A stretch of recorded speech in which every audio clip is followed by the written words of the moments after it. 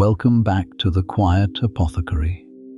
Take a slow breath, settle into where you are, and let the shoulders drop a little. There is no hurry tonight, and nothing here that asks anything of you.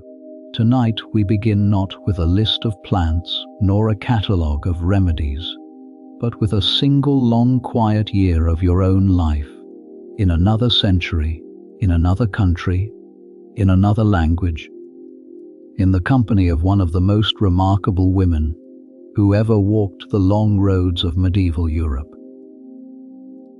Tonight we begin with what it was like to apprentice with Hildegard von Bingen, the abbess of the Rhine, the seer, the herbalist, the composer, the letter, writer to popes and to emperors, the small, steady woman who, by the time you would have first met her, had already been speaking with the living light for 100 years. Imagine for a moment that you are 18 or perhaps 19 in the middle decades of the 12th century.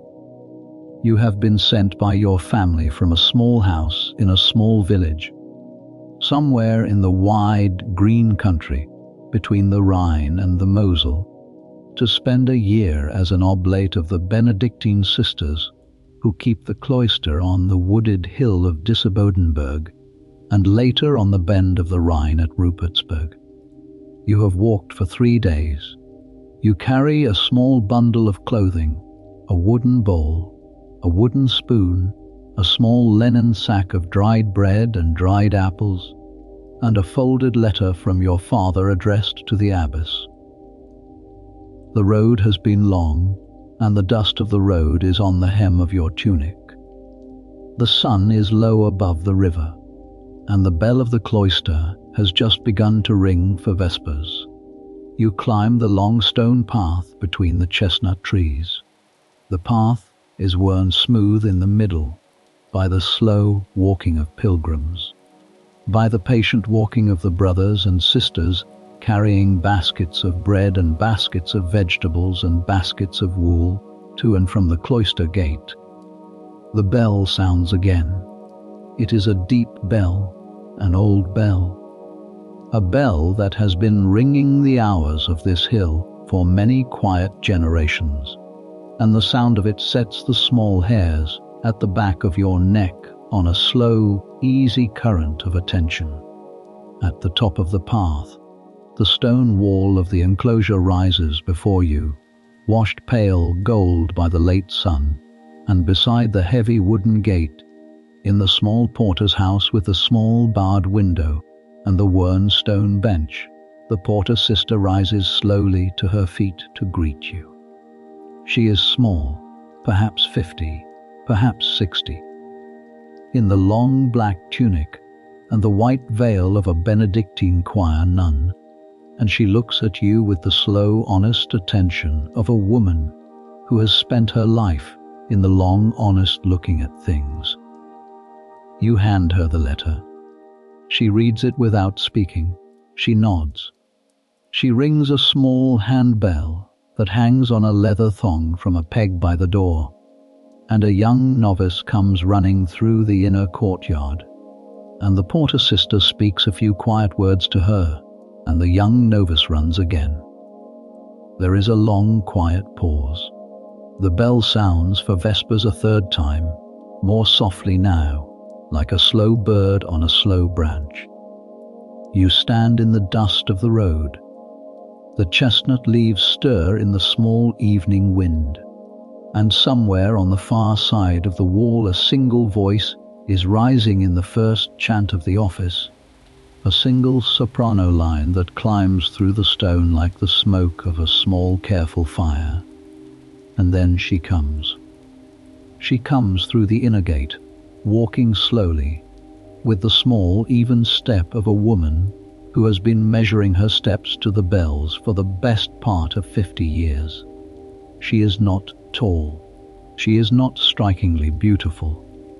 She is small and slender and old, and her face has the long, quiet bones of those who have spent a lifetime in the careful measurement of small things. She carries no staff. She wears the same long black habit as the porter, but the hem of it is worn paler at the back from many seasons of walking the cloister paths, and there is a small light wooden cross at her breast, no larger than the width of a hand, hung from a slender leather cord. Her hair, what little of it shows under the veil, is grey, the soft grey of old ash. Her eyes are blue and very still. She is, in the year you have arrived, more than 70. Her name is Hildegard. She does not speak first. She looks at you for a slow, steady moment. She looks at the dust on your hem, at the small wooden bowl tied to your belt, at the soft, tired eyes of one who has walked a long road. Then she takes your right hand into both of hers. Her hands are small and warm, and the skin of them is the soft, worn skin of a woman who has spent 50 years working in a herb garden and a scriptorium and an infirmary in roughly equal measure. She says, very quietly, in a slow, careful Latin softened by the German rhythm of her tongue, "Peace be upon you, child of the road. You will rest a little, and you will eat a little, and tomorrow at first light we will begin." That is how you come to Hildegard. You will spend tonight in the small guest cell beside the kitchen, and tomorrow at the first stroke of the bell for prime you will rise, and you will be brought into the long, quiet rhythm of the cloister, and your year of apprenticeship will begin. Lie still now, and let the bells ring on the inside of your eyelids. The road is long behind you. The road behind you is the only road that ever brought you here, and it has done its quiet work, and it does not need to be walked again. You are at the gate. You have been received. The lamp in the small guest cell is low. The wooden bowl is set upon the wooden shelf. The folded letter from your father has been read and is now laid by the porter's sister into the small carved chest beside the abbess's writing desk. Tomorrow we begin. Now we turn, very gently, to who she was, and what she had already seen, and what an apprenticeship under her care would have looked like in the long, quiet seasons of the 12th century. She had been born in the late summer of the year 1098, in the small Rhineland village of Bermersheim, the 10th and last child of a modest, noble household.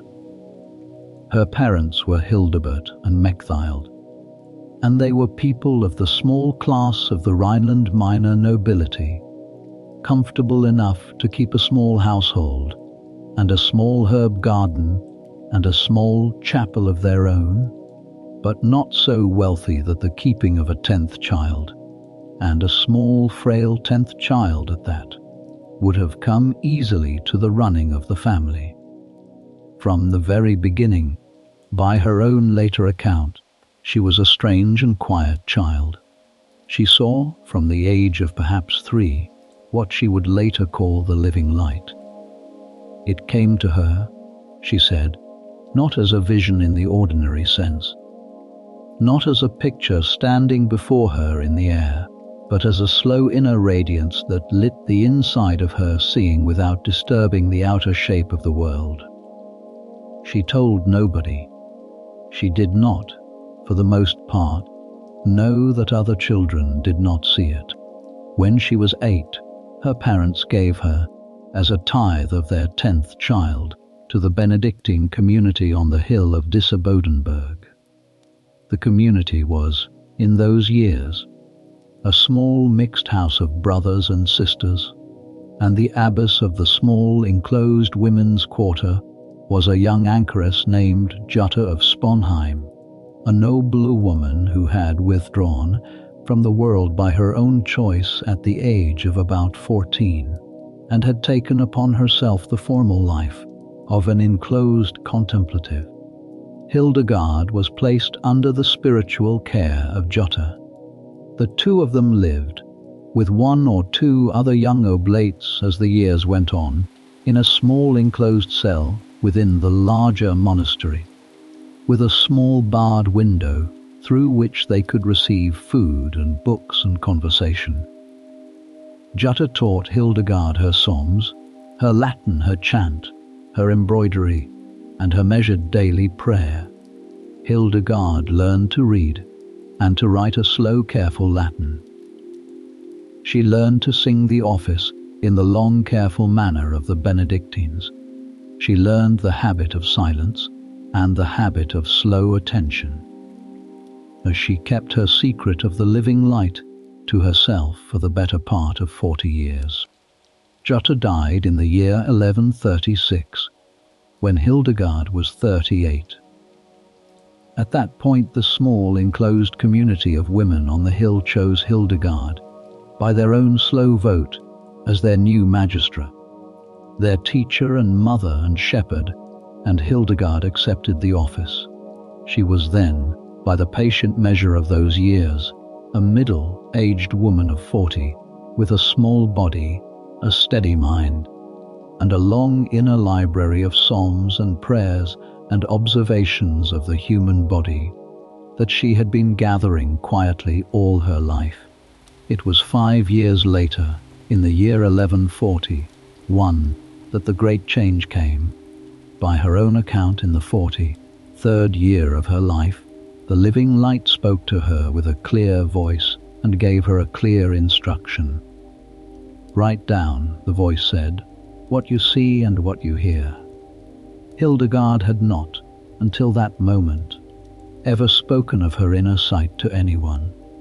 She had not, until that moment, even thought of writing anything down at all.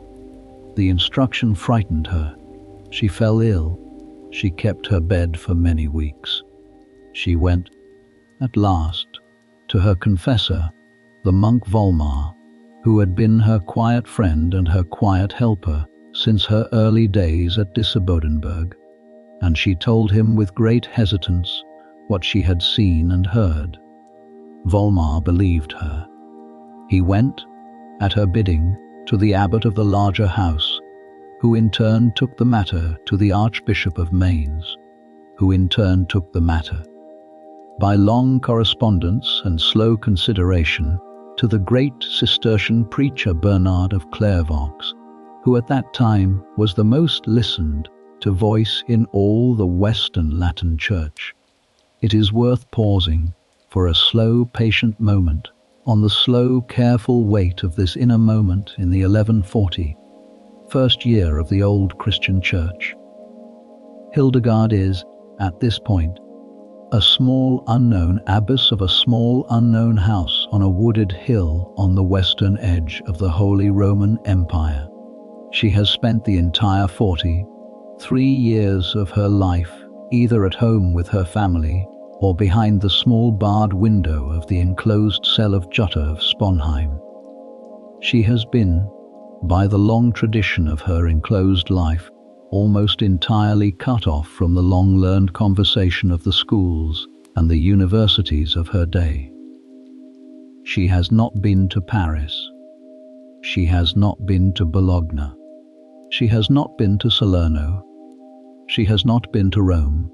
She does not, by the long tradition of her enclosed life, know any long, careful, learned man of the early 12th century Latin world.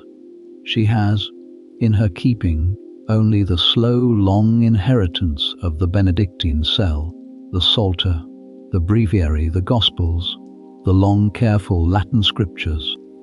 And yet, in this 1140, first year of her long, careful, patient life, the living light is asking of her that she write down what she sees and hears.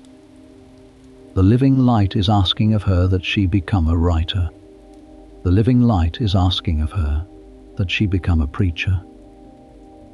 The living light is asking of her that she become a composer. The living light is asking of her that she become a natural philosopher, that she write the Physica and the Causa et Curae, 2 long careful books of natural philosophy that no enclosed Benedictine abbess of the early 12th century Latin world had ever before her written. The living light is asking of her that she stand up in slow, careful confidence and speak to the long, careful Latin world. She is frightened. Of course she is frightened. Anyone in her slow, patient situation would be frightened. She falls ill. She keeps her bed for many weeks. She prays. She speaks to Volmar. She sends slowly the first careful pages of what will become the civias up the long chain of church authority to the papacy at Rome. The Pope Eugenius III listens. The Pope authorizes. The long careful door is very slowly, very gently opened. Bernard wrote a careful brief letter back. He encouraged Hildegard. He took her seriously. He, who had advised popes and kings and crusaders, said in slow, careful Latin that he believed the gift was a true gift and that she should write with care what was given to her to write.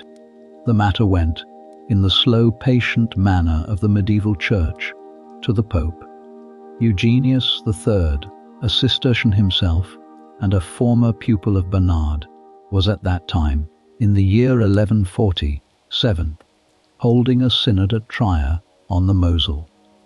Hildegard's writings, the early portions of what would become her great visionary book Civias, were read aloud to the synod. Eugenius listened. He authorized, with a careful brief, that she should continue her writing, and that her writings should be received by the Church as the voice of a true seer. From that moment on, Hildegard was no longer the small unknown abbess of a small unknown house on a small wooded hill above the Rhine. She was, by the careful measure of the medieval Church, an authorized voice.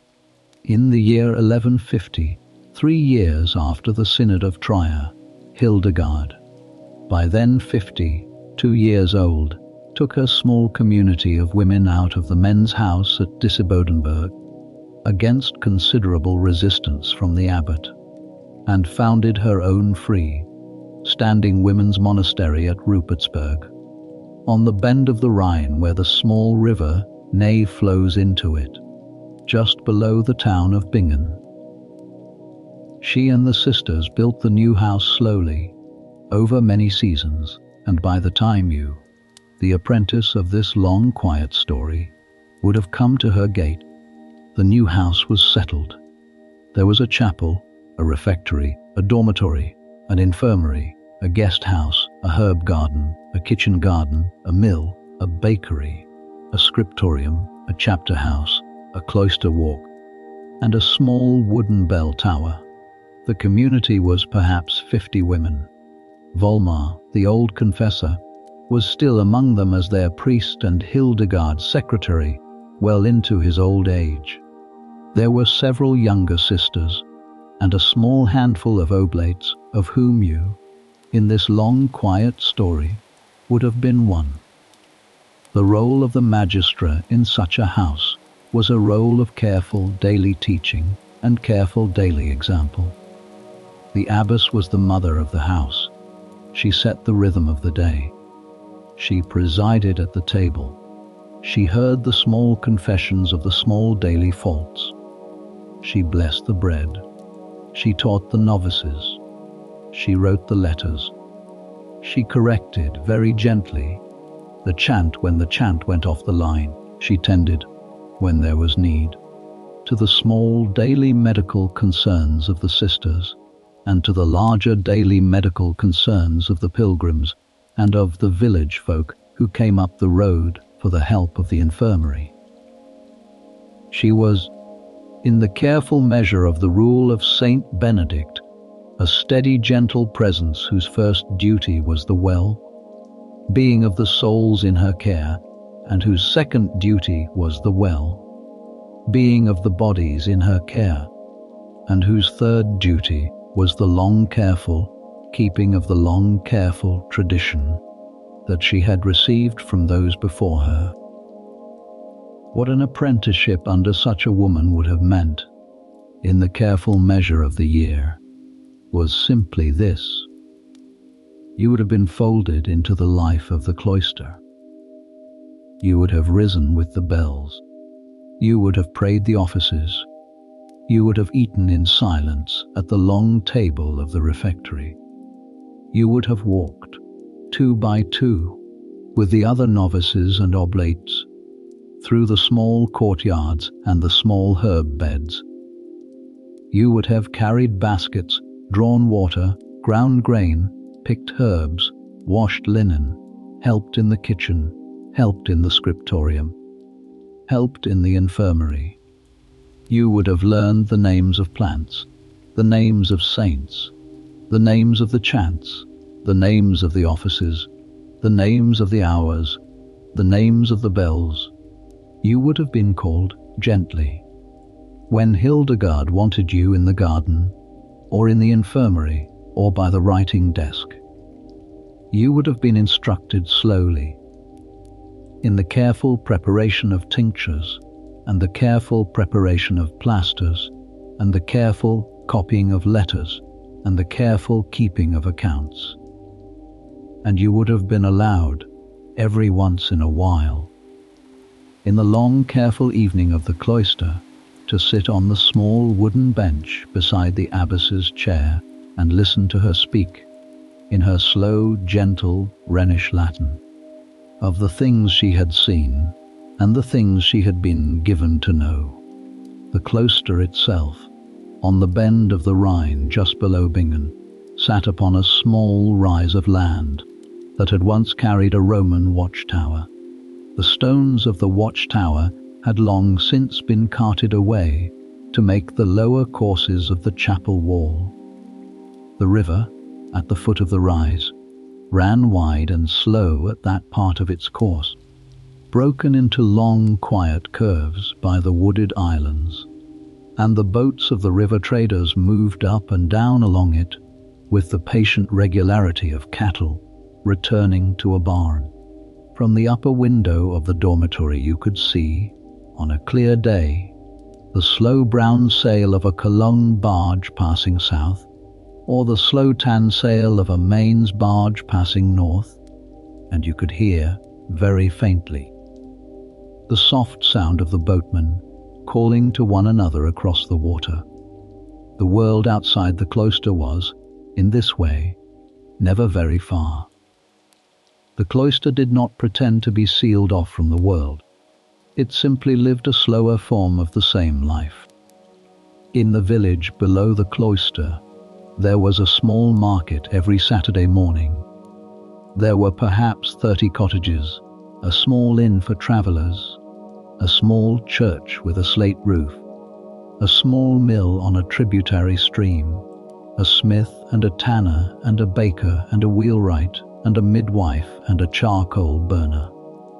The villagers came up to the cloister for many small needs, and the cloister sent down, in turn, the small produce of the garden and the small stoneware jars of the infirmary. There was a kind of slow, patient exchange between the cloister and the village that went on, week by week, year by year, century by century, and that did not need much speaking aloud to keep itself going. The wider region was, in the middle decades of the 12th century, a place of slow, careful change. The Holy Roman Empire, under the new Hohenstaufen Emperor Frederick I, who would later be known as Barbarossa, was beginning to gather itself into a more centralized authority than it had had under the older emperors. The papacy in Rome, after the long careful reform of the previous century, was settling into the slow careful business of governing the entire Latin Christendom from the Lateran Palace. The new monastic orders, the Cistercians of Bernard of Clairvaux above all, were spreading rapidly across the green countries of Europe and bringing with them their slow careful insistence on simple work, simple buildings, simple liturgy, The new universities were beginning, very slowly, to take careful shape at Bologna and at Paris. The careful crusades were continuing, with mixed success, in the careful Holy Land. The careful trade routes from Damascus and Cairo and Constantinople were bringing new spices and new fabrics and new stories into the careful market squares of the careful Rhineland towns. There were careful pilgrims walking, in slow careful single file, along the careful pilgrim roads to Cologne and to Aachen and to St. James of Compostela in far Spain. All of this, in the slow careful evenings of the cloister, was talked about in the rare careful permitted hour of conversation in the cloister walk after the careful midday meal. The older sisters, who had come to Rupertsberg from far places, brought stories of their home villages and their home towns, and the small careful dust of distant places clung, very gently, to the long careful Latin of their slow careful conversation. Sister Mathilde, who had come from a small careful house near Speyer, spoke sometimes of the great careful Romanesque cathedral of her hometown, of the slow careful warm sandstone of its careful walls, and of the careful tomb of the Emperor Conrad II in its careful crypt. Sister Adelheid, who had come from a careful family near Cologne, spoke sometimes of the great careful Romanesque cathedrals of her home city, of the slow careful river barges that came up the Rhine from the careful coast of the Low Countries. Sister Ingehild, who had come from a careful Mainz wine merchant family, spoke sometimes of the slow careful vineyards of the warm Rheingau hills, of the slow careful pressing of the careful autumn grape, of the slow careful keeping of the careful wine in the careful oak casks. These slow careful conversations were a quiet education in their own right. You learned in them the slow careful geography of the careful empire and the careful Christendom. You learned where the careful cities lay, where the careful rivers ran, where the careful mountains stood, where the careful pilgrim roads went.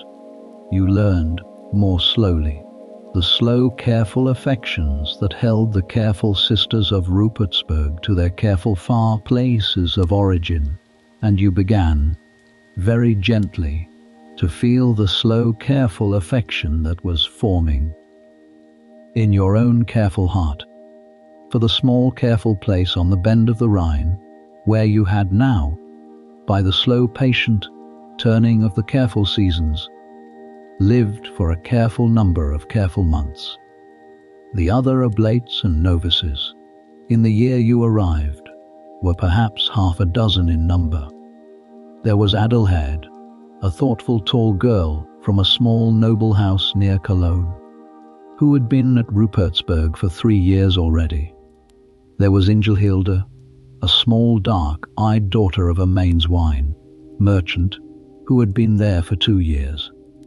There was Mechthild, a quiet round-faced girl from a village near Mainz who had arrived in the spring before you.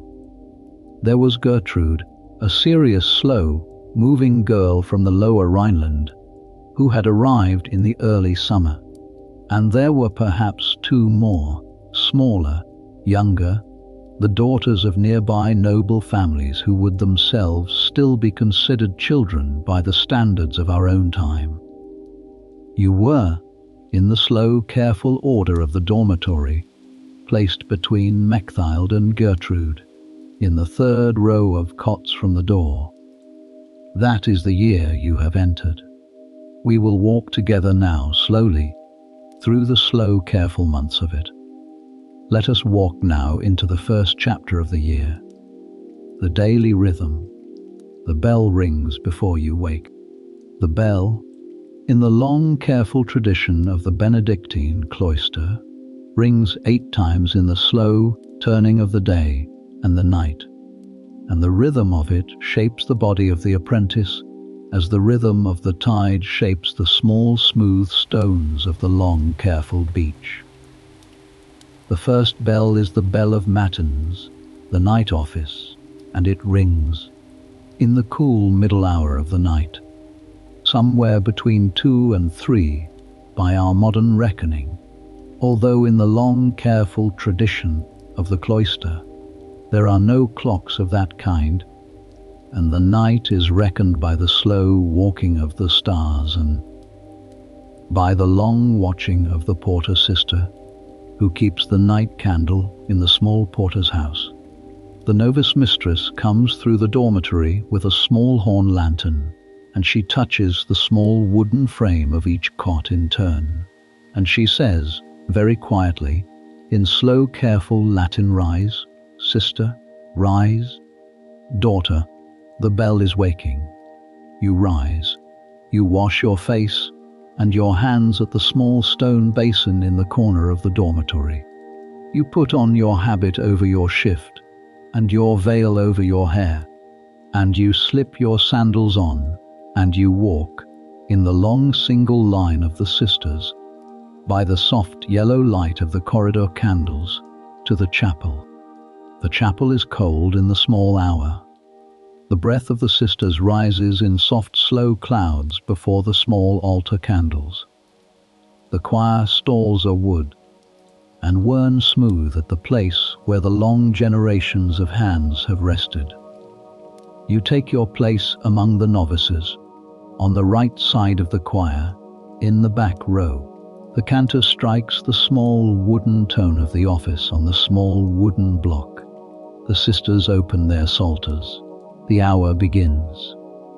Matins is the longest of the offices. The whole psalter is sung in slow, careful turns across the 8 days of the office cycle, and at matins you sing perhaps 12, perhaps 15 of the psalms in the slow, steady plain song of the Benedictine tradition. The psalms move slowly. You rise. You sit. You rise. You sit.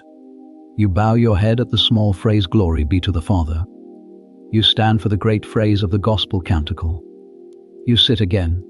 The bell of lauds comes at the close of matins, blending into it without a clear seam, and the slow pale light of the false dawn begins, very faintly, to come through the small narrow chapel windows by the time lauds is finishing.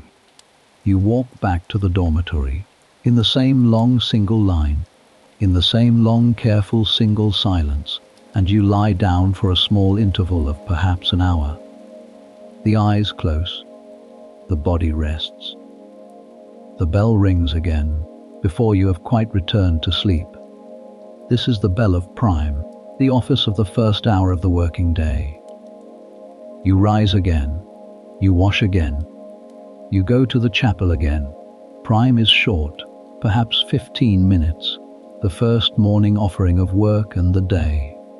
After prime, you walk, in the long single line of the novices, to the refectory, and you eat the small careful breakfast of the cloister, a small piece of bread, a small piece of cheese, a small cup of warm watered wine, a small handful of dried fruit, if the season is good. You eat in silence. The reader at the lectern reads, in slow careful Latin, from the Rule of Saint Benedict, or from the Lives of the Saints, or from a chosen passage of Scripture for the season. After the meal, the bell rings for the work of the morning, and the sisters scatter, in 2s and 3s, to their assigned tasks. The garden in the warm months, the wool in the cool months, the kitchen on the kitchen days, the scriptorium for those who write a careful hand, the infirmary for those who have the touch for it. You, the apprentice, are sent, by gentle assignment of the novice mistress, to wherever the magistra has decided you are needed that morning.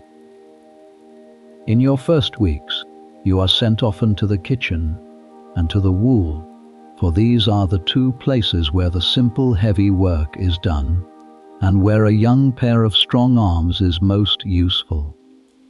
As the seasons go on, and as the magistra notices the small, careful turn of your hand and the steady focus of your eye, you are sent more often to the herb garden, and then, in time, to the infirmary, and at last, very rarely, in the long evening hour, to the small writing desk in the corner of the chapter house, where Volmar sits with a small candle, and where Hildegard, when she is well, sits beside him and dictates her letters and her visions and her treatises into the patient hand of his copy. The bell rings for terce, the office of the third hour, in the middle of the morning, and the work pauses, and the sisters return to the chapel, and the office is sung. Terce is short. The work resumes. The bell rings for sext at the 6th hour, when the sun stands high above the cloister roof, and the office is sung again. Sext is short. The bell rings for the meal of the day, the main meal, in the early afternoon, and the sisters file into the refectory in long, careful single line, and eat in long, careful single silence, while the reader reads. Soup, bread, vegetables in the warmer seasons, a small piece of fish on the days when fish is allowed, a small cup of watered wine. After the meal, a small slow walking in the cloister walk, in twos, with quiet conversation allowed at this single hour of the day. The bell rings for none, the office of the 9th hour, in the middle of the afternoon, and the office is sung. None is short. The work resumes. The bell rings for vespers in the late afternoon, as the slow western light begins to come at a long low angle through the chapel windows, and the office is sung, and vespers is the loveliest of the offices, with its long slow Magnificat, the song of Mary at the Visitation, taken up by the whole choir in a slow rising bloom. After vespers, a light supper. After the supper, the bell rings for compline, the last office of the day, the office of the closing of the eyes, the office of the small evening prayer of the body laid down at last. Compline is short, 15 minutes perhaps. It includes the small soft hymn, Te lucis ante terminum, which means, in slow careful English, before the closing of the light. After compline, the bell rings the great silence, and from that bell until the bell of matins the next morning, no sister speaks a word, except in the small whispered cases of true necessity. The dormitory is dim. The single corridor lamp is left burning. The sisters lie down on the small straw mattresses, the eyes close. The slow breath of the long careful day comes at last. You are folded into this rhythm slowly. You do not learn it by being told it. You learn it by walking it.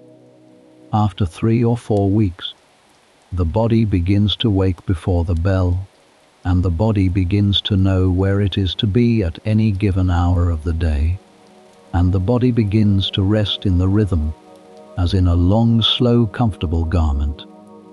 You stop, at some point, counting the offices. You stop, at some point, counting the bells. The day is no longer a sequence of separate small obligations. It is one slow, even hum, like the hum of a long beeline drawn from morning to night. There are, in addition to the 8 offices and the meals and the work, 3 small, careful daily intervals of free reading. These are the times of Lectio Divina, the slow, careful praying reading of Scripture. The sisters take a small portion of the Gospels, or of the Psalms, or of the Prophets, or of the Epistles, and they read it slowly, perhaps a single short passage, perhaps a single short verse, and they hold the reading inside their attention without rushing past it. The reading is not for understanding only. The reading is for the slow taking of the word into the inside of the body, where it can do its slow, patient work.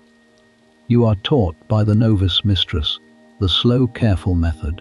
Take a small, careful verse. Read it slowly. Read it again. Read it a third time. Hold the verse inside your attention. Notice what happens. Do not push. Do not analyze. Listen. In time, the verse begins to speak back. It begins to send small, careful threads into the slow, careful tissue of the day, and the day begins to be colored very gently by the small, careful threads of the verse. That is the rhythm. We will walk now, in the early morning of an autumn day in your second month, into the garden. Let us turn now to the second chapter of the year, the herb garden.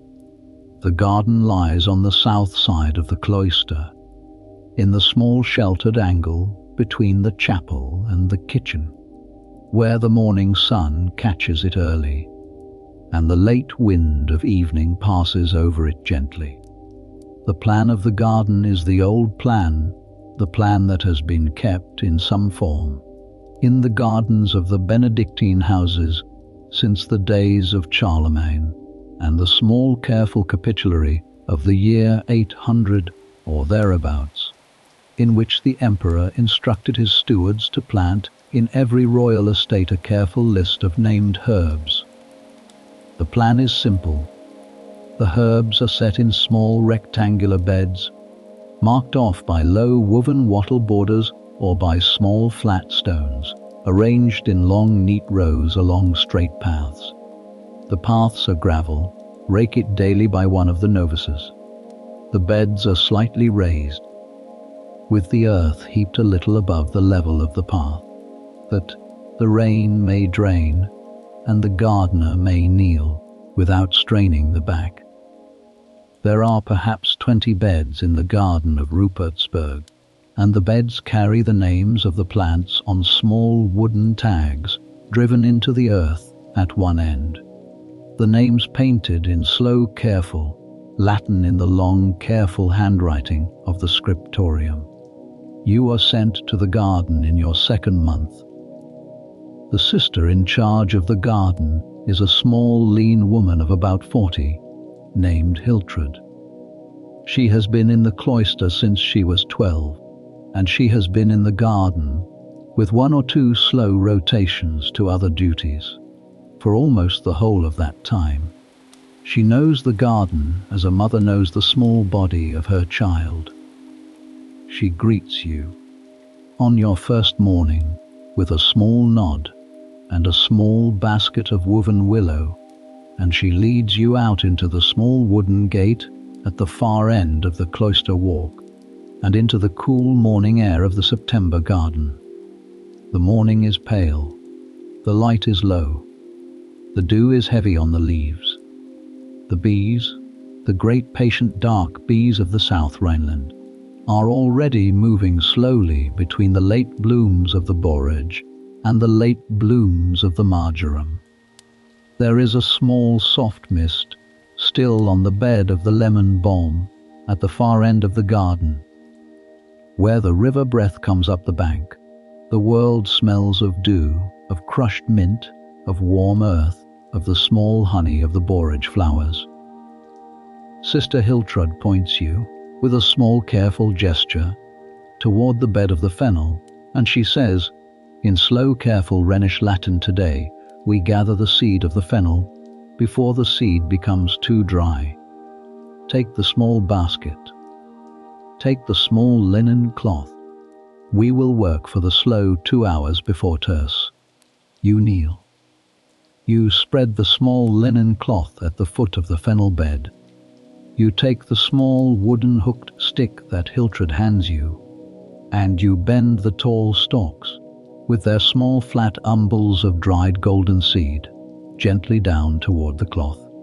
You tap the stalks lightly, and the small dry seed falls in a small soft rain onto the cloth. You move along the bed, slowly, kneeling, bending the stalks, tapping the seed.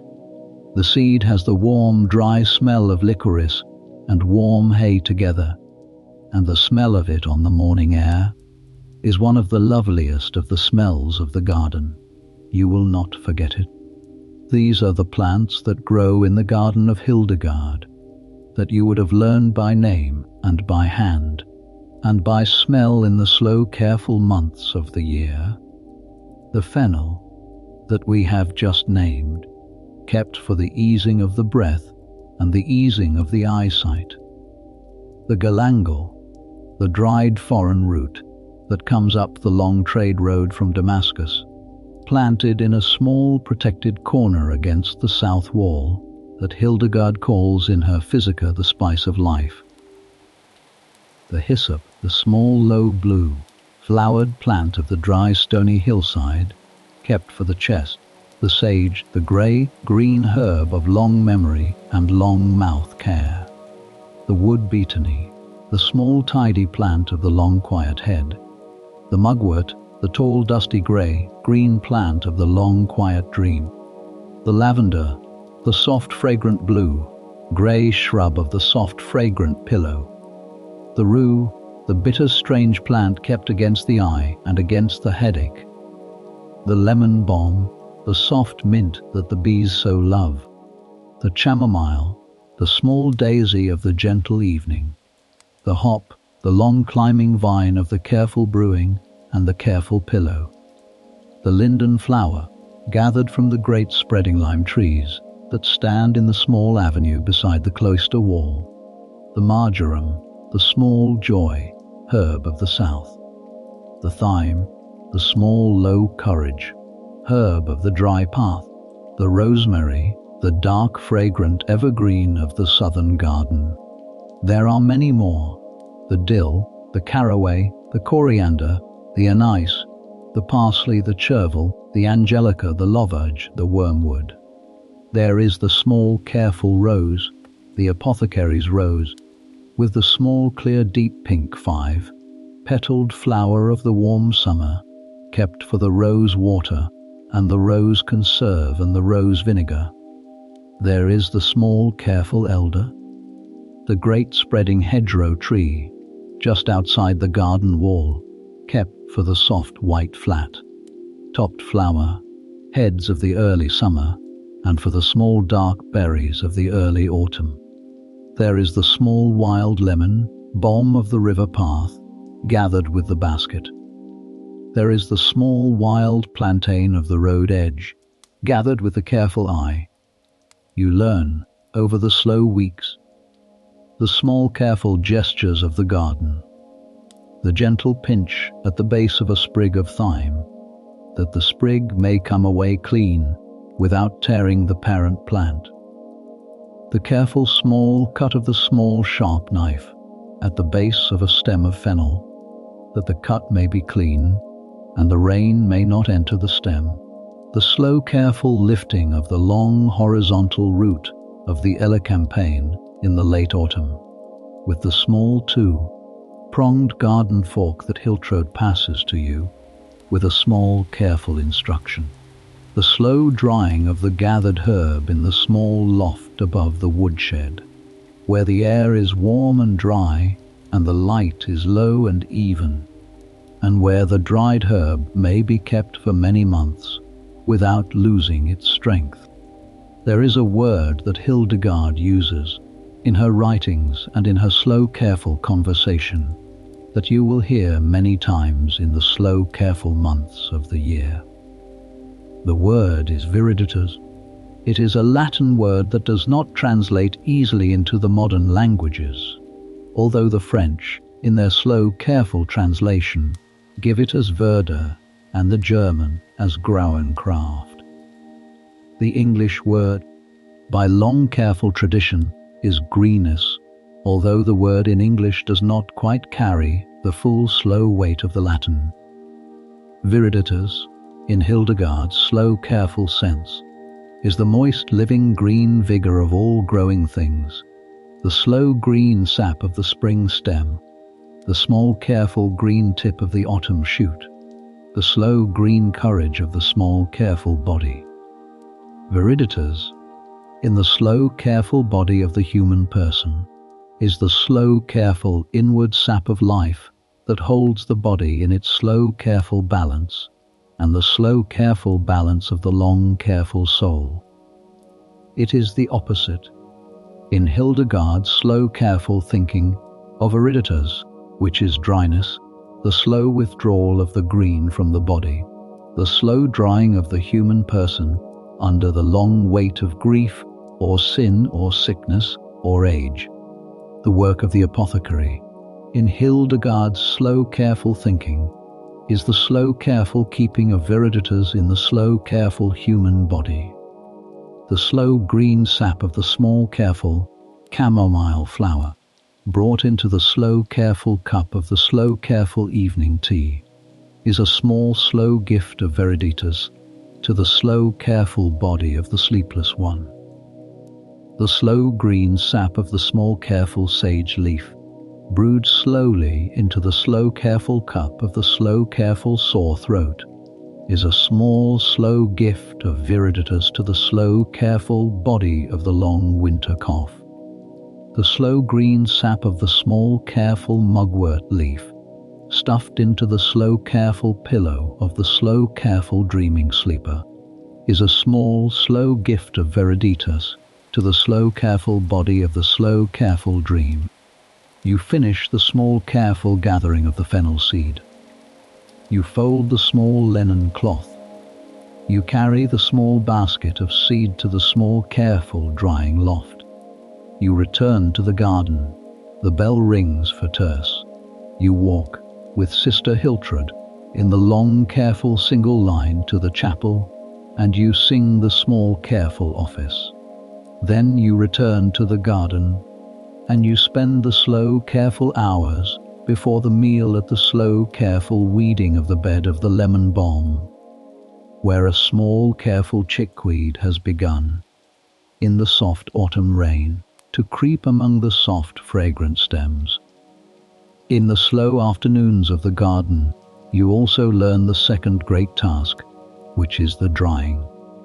The drying loft, above the woodshed, is reached by a small wooden ladder set into the corner of the courtyard. The loft is long and low, with a single narrow window at each gable end. The air there is warm in the day and cool in the night, dry in the autumn and dry in the winter, and the rafters are hung, season after season, with a careful changing inventory of the small linen bags and the small woven willow trays in which the gathered herbs are slowly turning from fresh to dried. There is, on the long bench under one window, a row of small stoneware jars, lidded and labelled, into which the dried herbs are placed at the close of the drying for storage through the long year. Sister Hiltrud teaches you, on a slow, careful Tuesday in your third week, how to test whether a herb is properly dry. You take a small, careful sprig between your finger and your thumb. You crumble it lightly. If the leaves crumble cleanly, with a small, clean, dry sound, the herb is ready. If the leaves bend rather than crumble, the herb still has too much sap and must hang for another 2 or 3 careful days. You learn the small, careful patience of waiting another 2 or 3 careful days. You also learn, in the slow afternoons, the small, careful art of the simple infusion. Sister Hiltrud takes you to the small, careful corner of the kitchen where the herb pot is kept, and she shows you the careful method. A small handful of the dried herb in a small, clean stoneware pot. Hot water poured upon the herb. A small saucer placed upon the top, that the warm vapor may not escape. The pot left to stand for the slow, careful interval of the brief praying of 3 paternosters and 3 Ave Marias, which is, by the long, careful tradition of the Benedictine kitchen, the timing of the brewing of a careful infusion. The infusion is then strained through a small, clean linen cloth into a small, clean stoneware cup and given as needed. That is the garden. The garden is the long, slow, patient first teacher of the slow, careful apothecary. We will walk now into the small, careful infirmary, where the slow, careful gathered herb meets the slow, careful suffering body, and where the slow, careful work of the slow, careful apothecary truly begins. Let us turn now to the third chapter of the year, the infirmary. The infirmary at Rupertsberg is a small low stone building set apart from the main cloister, on the small careful eastern side of the herb garden, with its own small careful door opening onto the garden path, and its own small careful door opening onto the outer road, that the village people and the pilgrims may come in without disturbing the long careful silence of the cloister. The building has 3 small rooms.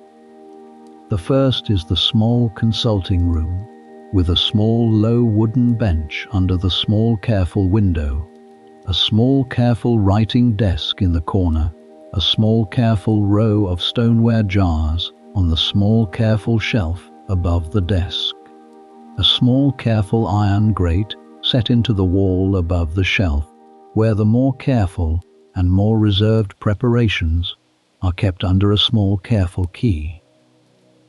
The second is the small careful preparation room, where the slow careful tinctures, and the slow careful decoctions, and the slow careful salves, and the slow careful plasters are made, with a small careful charcoal brazier in the corner, a small careful stoneware mortar and pestle on the small careful workbench, a small careful row of dried herbs hanging from the small careful rafters, a small careful linen cupboard for the slow careful bandages.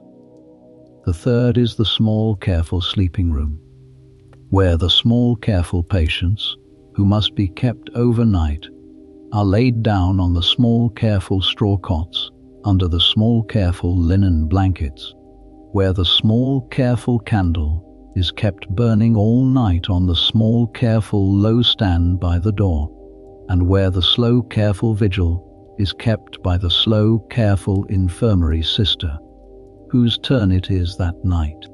The infirmary sister of Rupertsberg, in the year you arrive, is a small sturdy woman of about 45, named Richardis, although she is not the famous Richardis of the early Hildegard biography, who was the abbess's beloved younger pupil, and who died too young, but a different Richardis, a slow, steady, patient woman from a small village near Rupertsberg, who came to the cloister in middle age, and who has the slow, careful temperament and the slow, careful hands for the slow, careful work of the slow, careful infirmary. She greets you on your first morning of infirmary duty with a small nod and a small linen apron and a small soft instruction. Today, she says, in slow, careful Latin softened by the Rupertsberg vowels, you will watch and you will fetch. You will not yet pour, and you will not yet measure. You will watch how I pour and how I measure, and tomorrow you will pour, and the day after you will measure. Today you watch and you fetch. The first patient of the morning is a sister of the cloister, Sister Adelheid, who has come to the infirmary with a slow, stubborn cough that has settled in her chest in the cool, damp, early autumn, and that has not yielded to a week of warm soup and a week of hot wrapped flannel. Richardis sits her on the small, low bench under the window. She lays a small, careful hand on the small, careful chest of Sister Adelheid. She listens. She lays a small, careful hand on the small, careful forehead. She listens again. She turns to you, and she says, a slow, careful infusion of the dried hyssop, with a small, careful spoonful of the careful linden honey, in a small, careful cup of warm water, drunk slowly, 3 times in the slow, careful day. We will also prepare a small, careful plaster of the warm beeswax, with a small careful piece of the dried pine resin and a small careful pinch of the dried thyme, laid upon the small careful chest in the slow careful evening before bed. She sets you to fetch. You fetch from the small careful preparation room a small careful pinch of the dried hyssop from the small careful labeled jar on the small careful shelf. You fetch the small careful crock of the careful linden honey. You fetch the small careful warm water from the small careful kettle on the small careful brazier. Richardess pours the small careful water into the small careful cup. She drops the small careful pinch of the dried hyssop into the small careful water. She covers the small careful cup with the small careful saucer. She sets it on the small careful low bench beside Sister Adelheid. She says, "Very gently drink slowly, sister. Let the slow careful warmth come in slowly. The herb will do its slow careful work in the slow careful long evening." Sister Adelheid nods. Sister Adelheid drinks slowly. Sister Adelheid is sent back to the dormitory with the small careful instruction to rest for the slow careful afternoon. The second patient of the morning is from the village, a thin stooped woman of perhaps 30, with the slow careful sad eyes of one who has been sleeping badly for a long careful time. Her husband, who has walked her up from the village, stands a little apart in the small careful courtyard and does not enter the small careful consulting room. Richardess sits the woman on the small careful low bench. She does not at first lay a hand upon her. She speaks slowly, in slow careful Rhineland German, softened with a small careful turn of slow careful Latin, where the word is not yet to be found in the German, and she asks the slow careful questions of the slow careful infirmary. How long has the sleep been thin? How long has the heart been heavy? Has the body taken to weeping at small careful hours of the day? Or has the body taken to a slow careful drying of the throat? Or has the body taken to a slow careful refusing of the food? The woman answers slowly. She has been sleeping thin since before the harvest. The heart is heavy from the long winter and from the small careful death of a small careful child in the spring. She does not, she says, weep often, although sometimes, in the small careful late hour of the afternoon, she will sit by the small careful door of the small careful house, and she will look out at the small careful road, and she will not be able to lift her hand to the small careful work of the small careful day. Richardess nods. She listens. She does not hurry. She is in this moment doing what Hildegard has slowly taught her to do, which is, in her slow careful Latin, to bear witness with slow attention. Then, after a long careful pause, she stands. She goes to the small careful preparation room. She returns with 3 small careful preparations on a small careful wooden tray.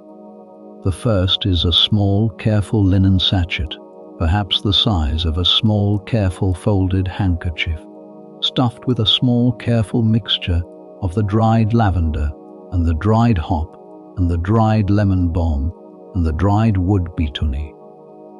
The second is a small careful clay vial, no larger than the small careful thumb, of a slow careful tincture of the dried saffron threads in a small careful warm spirit, kept in a small careful dark glass on the small careful upper shelf. The third is a small careful folded paper, no larger than the small careful palm of a small careful pinch of the dried borage flowers, the small careful blue stars of the small careful summer garden, kept against the small careful long winter heart. Richardess explains. The small careful sachet, she says, is to be laid under the small careful pillow of the small careful evening, that the slow careful scent may slowly accompany the slow careful drift toward sleep. The small careful tincture of the saffron is to be taken by the small careful drop, no more than 3 small careful drops, in a small careful cup of warm water, at the small careful close of the long careful day, that the slow careful warmth may slowly enter the small careful heavy heart.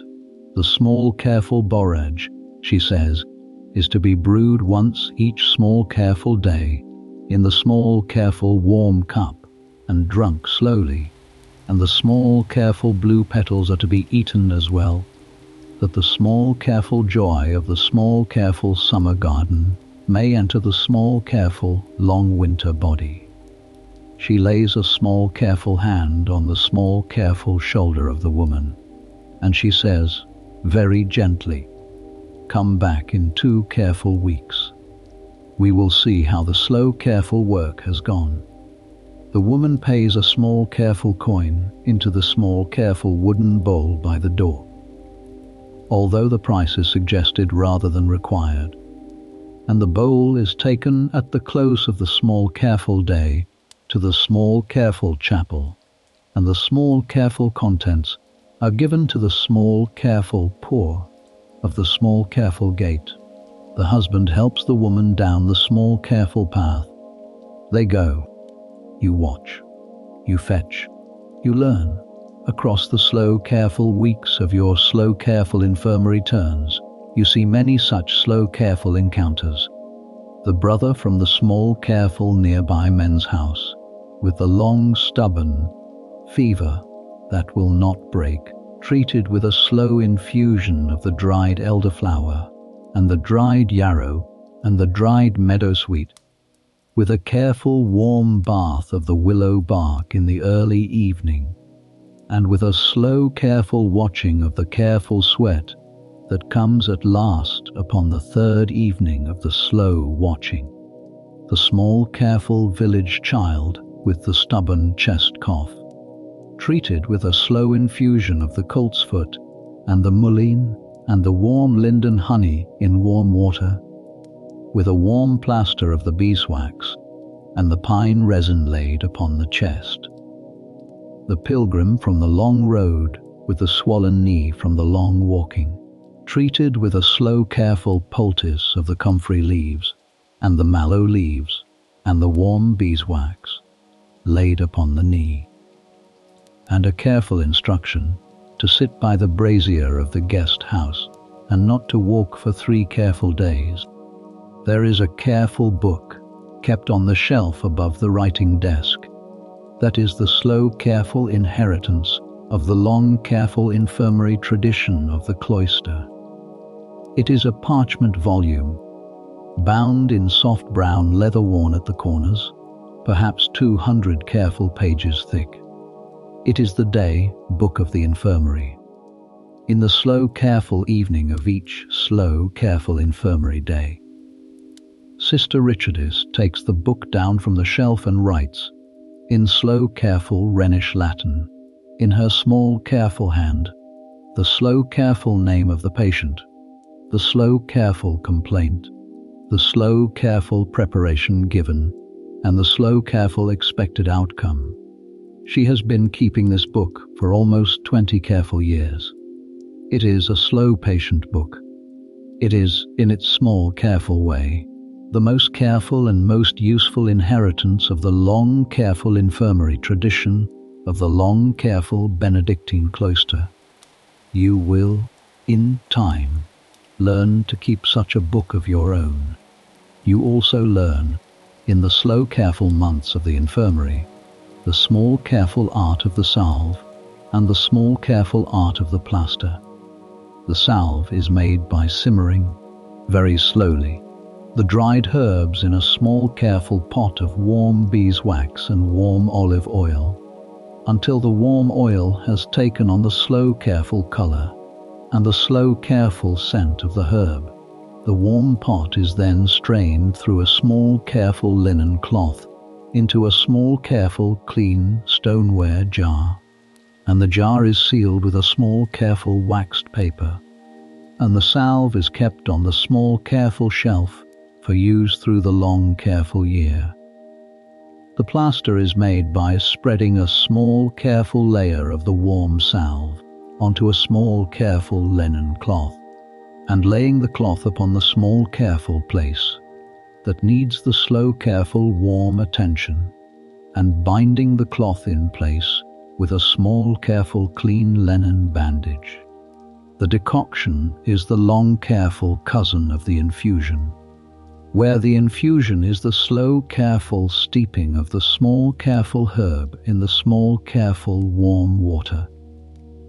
The decoction is the slow, careful boiling of the small, careful herb, often the small, careful root or the small, careful bark, in the small, careful water for a slow, careful, long, careful interval, perhaps a quarter of a slow, careful hour, perhaps a slow, careful half hour, until the slow, careful water has taken on the slow, careful, deep color and the slow, careful, deep strength of the small, careful root. The decoction is used for the slow, careful, tougher tasks of the infirmary, where the small, careful infusion is too soft, and where the small, careful patient body needs the slow, careful, stronger gift of the small, careful root. The tincture is the slow, careful cousin of both. It is made by the slow, careful steeping of the small, careful, dried herb in a small, careful, warm spirit, often the small, careful, clear, distilled grain spirit that is kept in a small, careful, sealed jug on the upper shelf for a slow, careful, long, careful interval of perhaps 2 careful weeks, and then strained through a small, careful, clean linen cloth into a small, careful, clean, dark glass vial, and used by the small, careful drop. The tincture is the slow, careful keeping of the small, careful strength of the small, careful herb against the slow, careful turning of the long, careful seasons, and a small, careful tincture, properly made, will keep its slow, careful strength for many careful years. That is the infirmary. We will turn now into the long, careful, philosophical heart of Hildegard's medicine, into the careful book she dictated in the late seasons of her long, careful life, called Causa et Curae, the book of the causes and the cures of the long, careful human body. Let us turn now to the 4th chapter of the year, Causa et Curae and the Four Humours. The book, in its slow, careful Latin, is one of the 2 great medical books of Hildegard. The first, the Physica, is the long catalogue of the natures of plants and animals and stones and metals, the long naming of the long natural world. The second, Causa et Curae, is the long careful treatise on the long careful human body, the careful book of why bodies fall ill and how bodies are brought back to slow, careful health. The book is set out in the careful manner of medieval Latin medical writing, with long, careful chapters on the causes of illness, the symptoms of illness, the diet of the well person, the diet of the ill person, the preparations of the apothecary, the cycles of the seasons, the cycles of the moon, the temperaments of the 4 humours. The 4 humours, in the long, careful inheritance of the slow Greek and the slow Roman medicine, are the 4 inner liquids of the slow body, by the slow, careful balance of which the slow body is held in slow, careful health. They are the blood, the phlegm, the yellow bile, and the black bile. The blood is the warm, moist humour, ruled by the air and by the spring season, and the body in which the blood is dominant is called the sanguine body, the body of the cheerful red, cheeked talkative person of long appetite and easy laughter. The phlegm is the cold, moist humour, ruled by the water and by the winter season, and the body in which the phlegm is dominant is called the phlegmatic body. The body of the calm, pale, slow, gentle person of long patience and slow speech.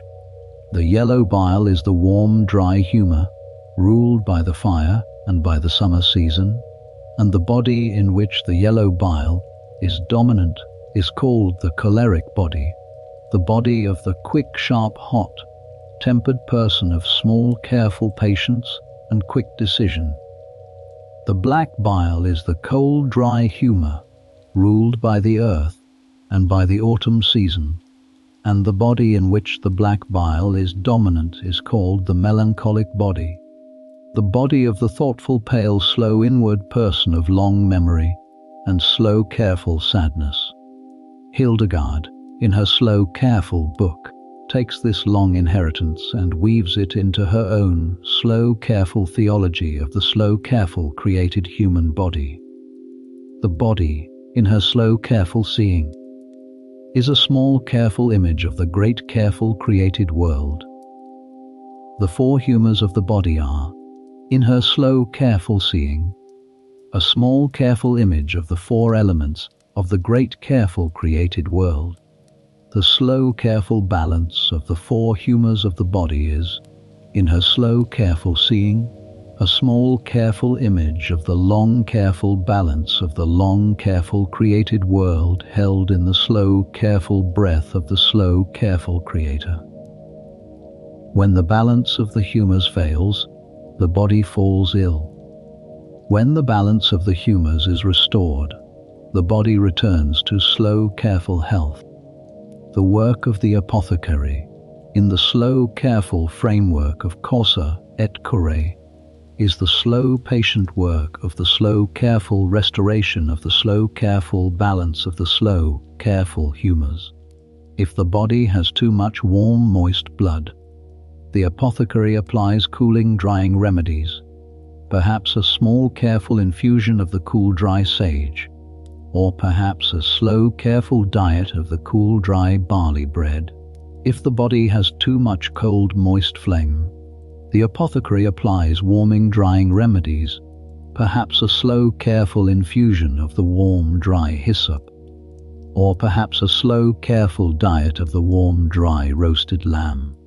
If the body has too much warm, dry yellow bile, the apothecary applies cooling, moistening remedies, perhaps a slow, careful infusion of the cool, moist lemon balm, or perhaps a slow, careful diet of the cool, moist cucumber and the slow, careful soaked oats. If the body has too much cold, dry black bile, the apothecary applies warming, moistening remedies, perhaps a slow, careful infusion of the warm, moist saffron, or perhaps a slow, careful diet of the warm, moist boiled fish and the slow, careful sweetened wine. This is the long, careful method. It is, in the slow, careful tradition of Galen and of Avicenna and of the long school of Salerno, the method of treatment by opposition. The cold body is warmed, the warm body is cooled, the dry body is moistened, the moist body is dried. The slow, careful, patient apothecary keeps the slow, careful, patient body always in the slow, gentle motion toward the long, careful balance. Hildegard adds, on top of this long inheritance, her own slow, careful original axis. This is the axis of viriditas and ariditas, the green and the dry. Viriditas, as we have already said, is the slow, careful, green, moist, living vigor of the long, careful body. Ariditas is the slow, careful, dry, withdrawn, fading vigor of the long, careful body. A body may be in slow, careful balance among the four slow humors and yet be in a slow, careful state of slow, careful ariditas, a slow, careful drying, out of the slow, careful, living green sap. Such a body, in Hildegard's slow, careful seeing, is a body that has lost its slow, careful inward joy. The treatment of such a body is not the treatment of an imbalanced humor. It is the treatment of a slow, careful return to viriditas. The patient is set in the slow, careful sun of the slow, careful garden. The patient is given the slow, careful cup of the small, careful borage and the small, careful saffron. The patient is asked to walk slowly in the slow, careful cool of the slow, careful evening. The patient is given a small, careful task in the slow, careful kitchen or in the slow, careful infirmary, that the slow, careful body may be brought back into the slow, careful work of the slow, careful living. The patient is given the slow, careful music of the small, careful chapel chant, that the slow, careful breath may be slowly returned to the slow, careful, long, careful body. The treatment of iriditas in Hildegard's slow, careful seeing is a slow, careful, gentle work. It does not hurry. It does not push. It coaxes the slow, careful green sap back into the slow, careful, long, careful body by slow, careful, gentle gestures of slow, careful, gentle attention. There is, woven through causa et cure, a slow, careful, gentle insistence on the slow, careful spiritual nature of the slow, careful, long, careful illness. Hildegard, like all medieval physicians, sees the body and the soul as the single, careful entity that they are. The body that has fallen out of balance is also, very often, a soul that has fallen out of slow, careful prayer, a heart that has fallen out of slow, careful love, a mind that has fallen out of slow, careful peace. The treatment of the long, careful body is also, very often, the treatment of the long, careful soul. The slow, careful prayer of the slow, careful confessor, the slow, careful psalm of the slow, careful evening office, the slow, careful chant of the slow, careful morning matins, the slow, careful walking in the slow, careful cloister, the slow, careful, gentle conversation with the slow, careful magistra are all, in Hildegard's slow, careful seeing, careful parts of the slow, careful work of the long, careful healing. This is, in the long, careful tradition of medieval medicine, neither superstition nor magic. It is simply the slow, careful, gentle insistence that the human person is one single careful person, body and soul together, and that the slow, careful work of the careful healer must attend to the slow, careful whole. There is, in this slow, careful insistence, a slow, careful, gentle wisdom that has not, by the long, patient measure of the careful centuries that came after, been entirely surpassed.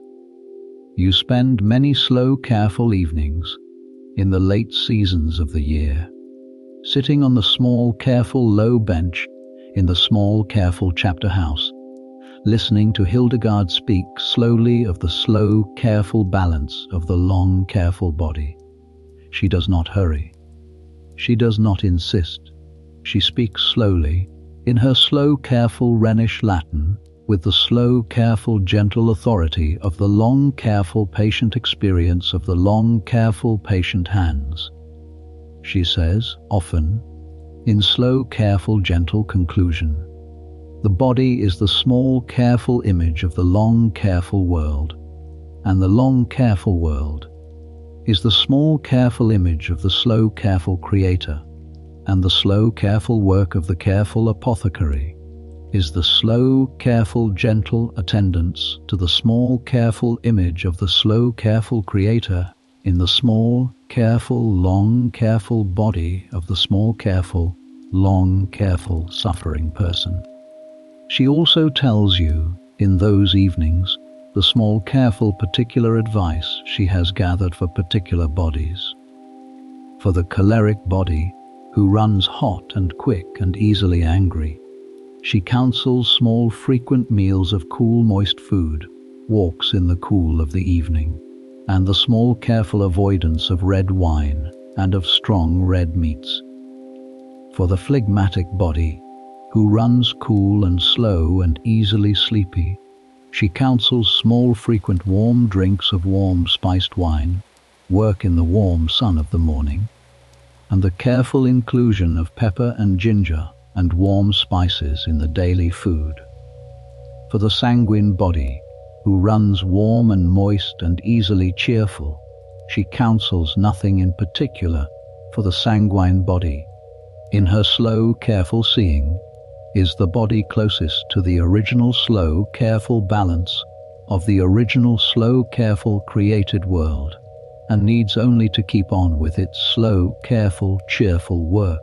For the melancholic body, who runs cool and dry and easily sad, she counsels the slow, careful saffron and the slow, careful borage, the warm, sweetened wine, the slow, careful music of the chapel, the slow, careful walking in the warm garden, the slow, careful, careful company of cheerful, kindly people, and the small, careful avoidance, where possible, of long, careful winter solitude. She also keeps a small, careful interest in the cycles of the seasons of the year, and she counsels the adjustment of the preparations of the apothecary to the slow turning of the seasons. The spring, the season of the blood, calls for the slow, careful cleansing of the winter sluggishness from the body, and Hildegard counsels, in the early spring, a small, careful course of the bitter herbs, the dandelion and the nettle and the watercress and the young dock leaves, taken as a small, careful spring tonic to slowly stir the sluggish blood.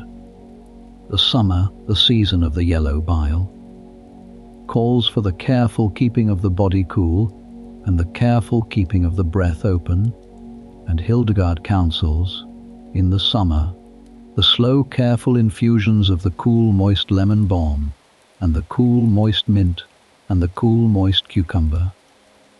The autumn, the season of the black bile, calls for the careful keeping of the body warm and the careful keeping of the heart cheerful, and Hildegard counsels, in the autumn, the slow, careful infusions of the warm, dry sage and the warm, dry rosemary, the warm, spiced wine, the music of the evening chapel. The winter, the season of the phlegm, calls for the careful keeping of the body warm and the careful keeping of the chest open, and Hildegard counsels, in the winter, the warm soups of the spiced lamb and the root vegetables, the slow infusions of the warm, dry hyssop and the warm, dry ginger, the careful keeping of the warm woolen layers between the body and the cold air. She has, in addition to the seasonal counsel, a small, careful interest in the cycles of the moon. She counsels in the Causa et Curie that the gathering of the herbs is best done at the waxing moon, when the sap is rising, and that the gathering of the roots is best done at the waning moon, when the sap is descending into the root. She counsels that the blood-letting, when blood-letting is required, is best done at the new moon, and that the surgical procedures, when surgical procedures are required, are best done at the waxing moon. These small, careful lunar timings are not, in her slow, careful seeing, a matter of magic, but a matter of patient observation. The body, in her slow, careful seeing, is a small microcosm of the great, careful, created world, and the great, careful, created world responds, in slow, patient ways, to the turning of the sun and the turning of the moon, and the body responds, in slow, patient ways, to the same turnings. There is, woven through the Causa et Curie, the careful insistence that the body of the person is not a machine to be repaired, but a living image of the careful, created world, and that the work of the apothecary is the slow, careful, gentle attendance to the turning of that living image through the turning of the seasons of the one careful life. The aim is not the eradication of the disease, but the restoration of the balance. The aim is not the prolongation of the life beyond the natural limit, but the keeping of the life while the life lasts, in the slow, careful, patient contact with the living light that holds the entire careful created world in the patient careful breath of the eternal Creator. There is also, in the Corsa et Cure, a long careful chapter on the diet of the well person, which is in some ways the most useful and the most enduring chapter of the book. The chapter counsels, in slow careful Latin, the moderation of the eating, the inclusion of the many small foods rather than the few large foods, the slow careful chewing of the food, the taking of the main meal in the early afternoon rather than the late evening, the avoidance of heavy drinking, the inclusion of the many small greens of the garden in the daily diet, the taking of the warm spiced wine at the close of the evening rather than the close of the morning. There is in this long careful chapter a slow careful gentleness toward the body that is in some ways the softest and the most beautiful turn of the book. You will find often in the long careful years after this one careful year that the slow careful gentle counsel of the long careful chapter on the diet of the well person comes back to you in slow careful little pieces as you sit at the careful table of your own careful house, and that the careful body you are slowly feeding is, in some careful slow sense, a small careful image of the great careful created world, and that the gentle eating of the careful body is, in some careful slow sense, a small careful participation in the slow careful work of the Creator, who made the world. That is Corsa et Cure. That is the long careful philosophical heart of the slow careful work of the long careful apothecary. We will turn now into the slow careful gentle visions, and we will see how the visions of Hildegard slowly carefully shaped the slow careful work of the slow careful body. Let us turn now to the 5th chapter of the year. The visions and how they informed medicine. The visions of Hildegard are not the visions of a sleeping or trance state seer. They are not the long careful dreams of the long careful saints of the long careful desert tradition, who closed their eyes and were carried up into the inner courts of heaven.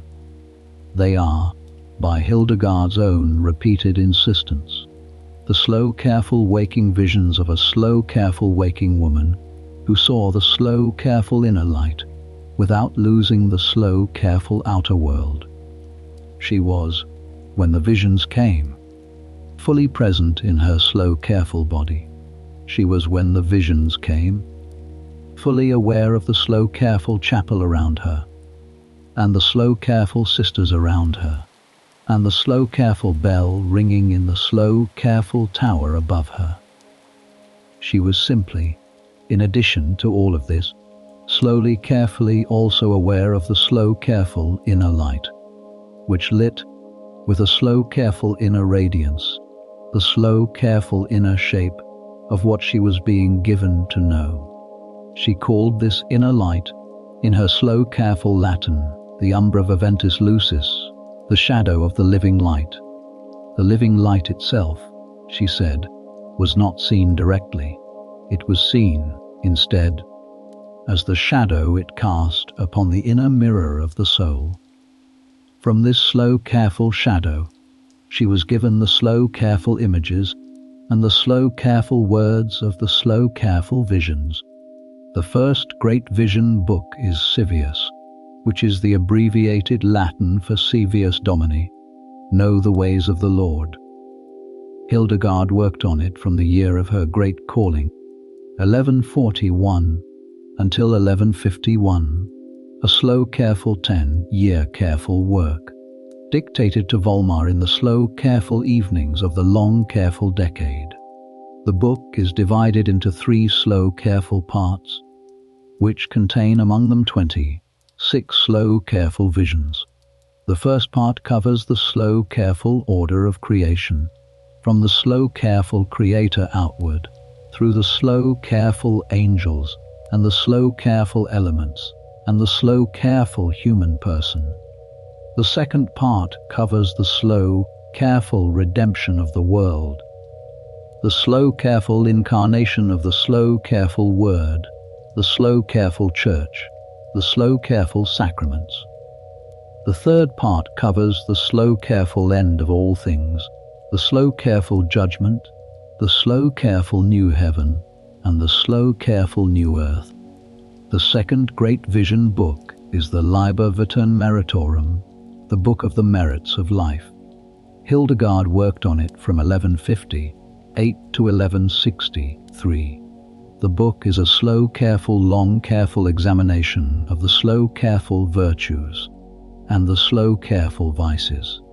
Each vice is given a slow, careful figure, and each virtue is given a slow, careful figure, and the slow, careful figures speak slow, careful words, and the slow, careful words are answered by the slow, careful virtues, and the slow, careful examination is, in its slow, careful way, a slow, careful, long, careful book of the slow, careful work of the slow, careful soul.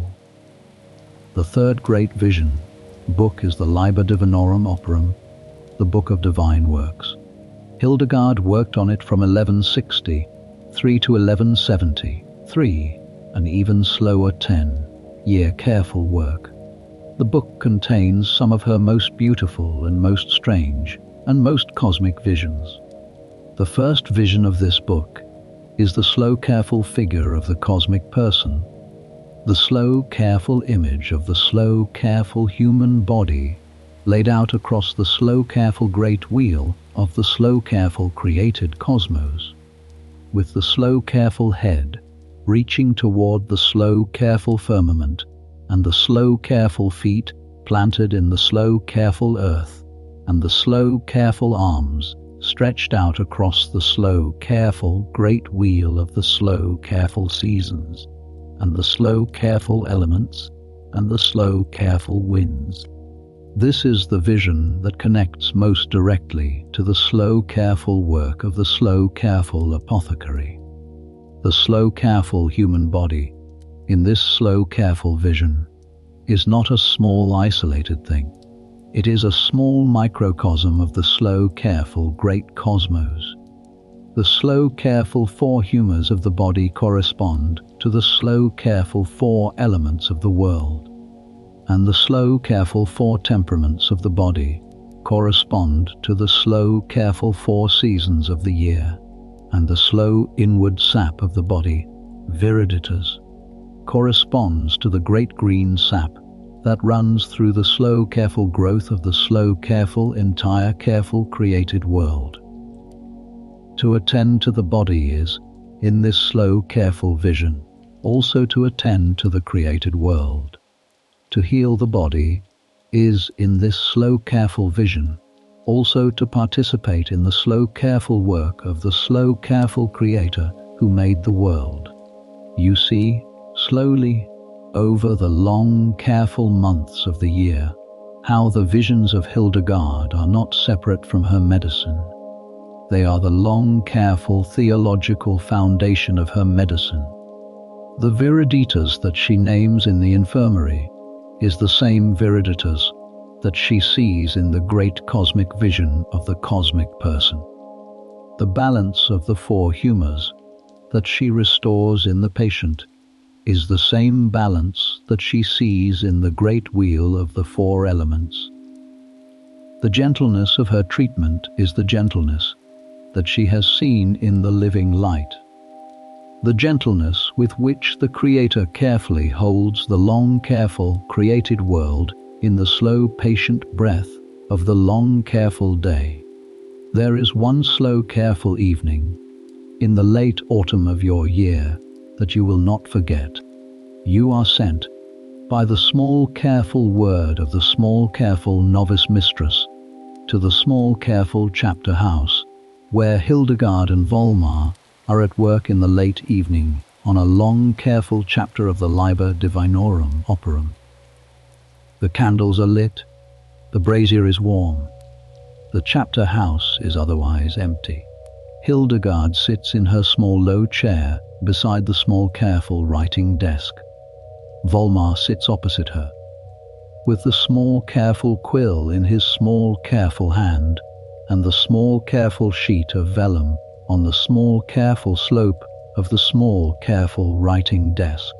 You are sent simply to bring a small careful cup of the warm watered wine, and to add a small careful piece of charcoal to the small careful brazier. You enter quietly. You set the small careful cup on the small careful low table. You add the small careful piece of charcoal. You bow. You step back to the small careful door, and you wait, as is the small careful custom, in case anything else is wanted before you go. Hildegard speaks. She speaks slowly. She is dictating. She does not, at this moment, see you. Volmar's small careful quill scratches gently across the small careful vellum.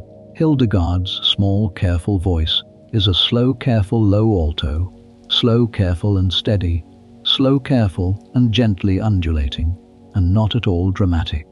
She speaks of the slow careful great wheel, of the slow careful elements. She speaks of the slow careful four corners of the slow careful created world. She speaks of the slow careful winds that blow at the slow careful four corners. She speaks of the slow living light that holds the whole great wheel of the slow careful created cosmos in the slow careful breath of the slow eternal creator. The candles flicker very gently. The brazier glows softly. The quill scratches gently across the vellum. The bell sounds very faintly somewhere far down the corridor. You stand quietly at the door. You do not move. You do not breathe loudly. You feel, in this small careful moment, that you are standing at the very edge of something very old and very quiet and very kind, and that the living light, whatever it is slowly carefully present in this small careful low warm room, in the small careful low candles, and in the small careful warm brazier, and in the small careful low alto voice of the small careful old woman by the small careful writing desk, and in the small careful patient quill of the small careful old monk, who has been at her side now for almost the whole of her long careful adult life. You bow. You leave. You walk back in the long careful single line of the corridor to your small careful place in the small careful dormitory. You lie down. You close your eyes. You think slowly that you have just been given a small careful gift that you will carry with you for the rest of your long careful life, and that the small careful gift was simply the slow careful chance to stand at the door of a small careful chapter house in the late evening of a late autumn day in the year 1160. Something, and to listen for a small careful quiet moment to the slow careful low alto voice of Hildegard von Bingen dictating the small careful Liber Divinorum operum into the small careful patient hand of the small careful old monk Volmar. That is the visions. We will turn now to the music of the cloister and to the long careful gift of the long careful song. Let us turn now to the 6th chapter of the year, music in the cloister. Hildegard was, among her many other gifts, one of the most original and most prolific composers of music in the entire long, careful medieval Latin tradition. We have, from her hand, 77 liturgical compositions, plus the great careful morality play, the Ordo Virtutum, plus a small careful number of other smaller songs and chants. She gathered her own compositions by the late careful end of her life into a single careful collection that she called the Symphonia Harmonia Celestium Revelationum, the Symphony of the Harmony of Celestial Revelations. The music of Hildegard does not sound exactly like the music of any other 12th century composer. The melodies climb very high, sometimes into a range that is unusual for the chant of the period. The melodies fall very low, sometimes into a range that is also unusual. The melodies stretch themselves over long flowing phrases, with long held notes and long melismatic ornaments and soft dropping turns at the close of the phrase. The texts of the music are her own, almost without exception. The liturgical chant of the long, careful Latin tradition was, by long custom, almost entirely settled by the close of the 11th century, and new texts and new melodies were not, by the long, careful tradition, often added. Hildegard simply, in the slow, careful confidence of her slow, careful visionary authority, wrote new texts and new melodies and gave them to her sisters to sing. The subjects of her music are, for the most part, the saints of the Rhineland and the great mysteries of the Christian year.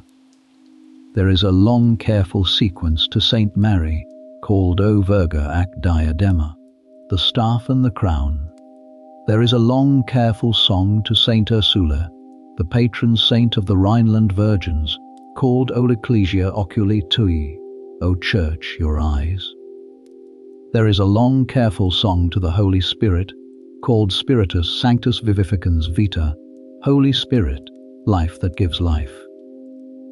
There is a song to the Trinity, a song to the angels, a song to the patriarchs, a song to the prophets, a song to the apostles, a song to the martyrs, a song to the confessors, a song to the virgins. The Ordo Virtutum, the play of the virtues, is the longest of her musical works. It is, in the long careful tradition of the medieval morality play, the long careful drama of the soul that wanders away from the path of the virtues, and is, by the slow patient gentleness of the virtues, slowly carefully drawn back. There are 17 virtues, each with a sung part. There is the figure of the soul, anima, who sings. There is the figure of the devil, who in a careful theological choice that is unusual and very pointed, does not sing, but only growls and shouts. The play would have been performed in the chapter house or the chapel by the sisters themselves, who would have taken the sung parts among them. It would have been a long, careful event of the liturgical year, sung perhaps once or twice in the long, careful course of the year. On the great feast days, you learn slowly, over the long, careful months of the year, the chants of the daily office. The novice mistress teaches you, after compline in the early evening, in the chapter house, with the old breviary on the low desk, and the candles on the low stand, and the small, careful single voice rising and falling in the narrow, careful range of the slow, careful Benedictine plain song. You learn the Magnificat, you learn the Nunc Dimittis, you learn the Te Deum, you learn the seasonal antiphons of Advent, of Christmas, of Lent, of Easter, of Pentecost. You learn the long, careful Psalter. In the long, careful 8-day cycle of the slow, careful Benedictine office. And you learn, when the great feast days come, the new music of the Magistra. You learn the soaring opening of O Virga ac Diadema. You learn the low, rising patient phrase of Spiritus Sanctus Vivificans Vita. You learn, with the older sisters of the choir, who have been singing this music for the slow patient decades of their long careful lives in this house, the long careful soaring melismas that climb up into the high arches of the chapel ceiling, and that drop, after a long careful held breath, back down into the low warm hum of the careful close. The chapel, in these slow careful evenings of the great feast days, is very slowly carefully beautiful. The candles are doubled on the great feast days, and there are perhaps 30 small, careful candles burning around the altar, and the incense rises in slow, careful, small blue clouds from the small, careful censer, and the small, careful voices of the sisters fill the careful air with the long, careful, soaring music of the magistra.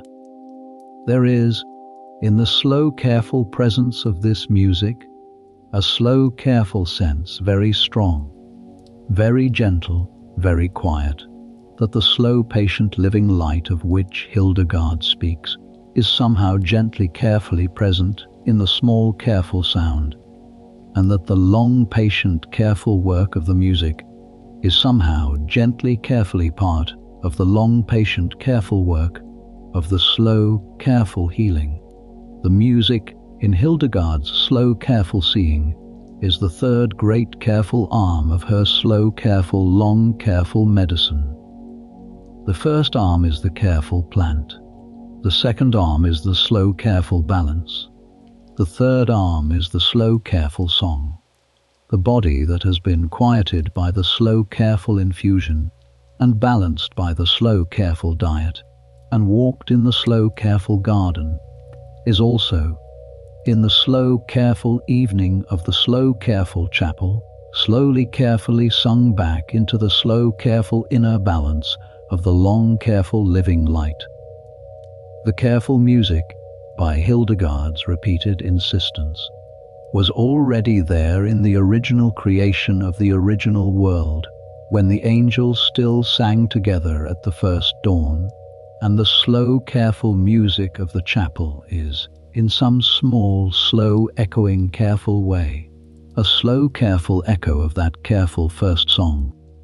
There is also the small, careful business of the actual making of music in the cloister, the small, careful business of the daily learning of the new chant. The novice mistress teaches the new chant by the long, careful method called the psalmization, the small, careful method developed by the Benedictine monk Guido of Arezzo in the early 11th century, in which each note of the scale is given a small, careful syllable name, ut and re and mi and fa and sol and la, taken from the small, careful first syllables of a small, careful Latin hymn to Saint John the Baptist. The novice mistress sings the small, careful pattern of syllables. The novice repeats the small, careful pattern of syllables. The novice mistress sings the next small, careful pattern. The novice repeats. Slowly, over the long, careful weeks, the small, careful patterns are joined into the longer, careful patterns, and the longer, careful patterns into the actual chant, and the chant takes its slow, careful place in the inner ear of the careful sister. You will, over the slow, careful months of the year, sing many slow, careful chants. You will sing the slow, careful Psalter 8 days at a time. You will sing the long, careful Magnificat at Vespers. You will sing the long, careful Nunc Dimittis at Compline. You will sing, when the great feast days come, the soaring, careful music of the Magistra. You will sing, in the slow, careful late evenings of Advent, the long, careful great O antiphons of the 7 careful nights before Christmas. You will sing, in the slow, careful early mornings of Easter, the long, careful Victima Paschali Lauds. You will sing, in the slow, careful, long, careful Lent, the long, careful penitential psalms.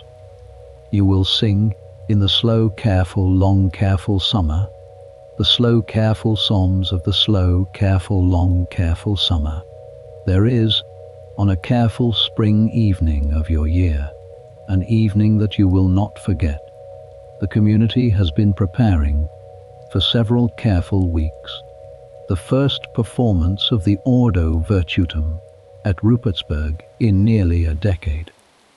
The play has not been performed at the house since the death of the young Sister Richardis, the beloved younger pupil of the abbess, in the year 1152, and the sisters have, for many years, been quietly unwilling to take it up again, out of a gentle respect for the old grief. The magistra, however, in the slow, careful seasons of her very late old age, has asked the community very gently to take the play up again. She has said, in slow, careful Latin, that the living light has shown her that the play is needed in the evening of her long, careful life, as a gentle preparation for the evening of her own long drift toward the long, careful sleep. The sisters have agreed. The preparations have taken, slowly, several careful weeks. The sisters have learned, very slowly, the 17 sung parts of the 17 virtues, with the exception of the figure of the devil, which is taken by the long careful tradition by a brother of the nearby men's house, who comes up the path on the evening of the performance to growl and shout the spoken part.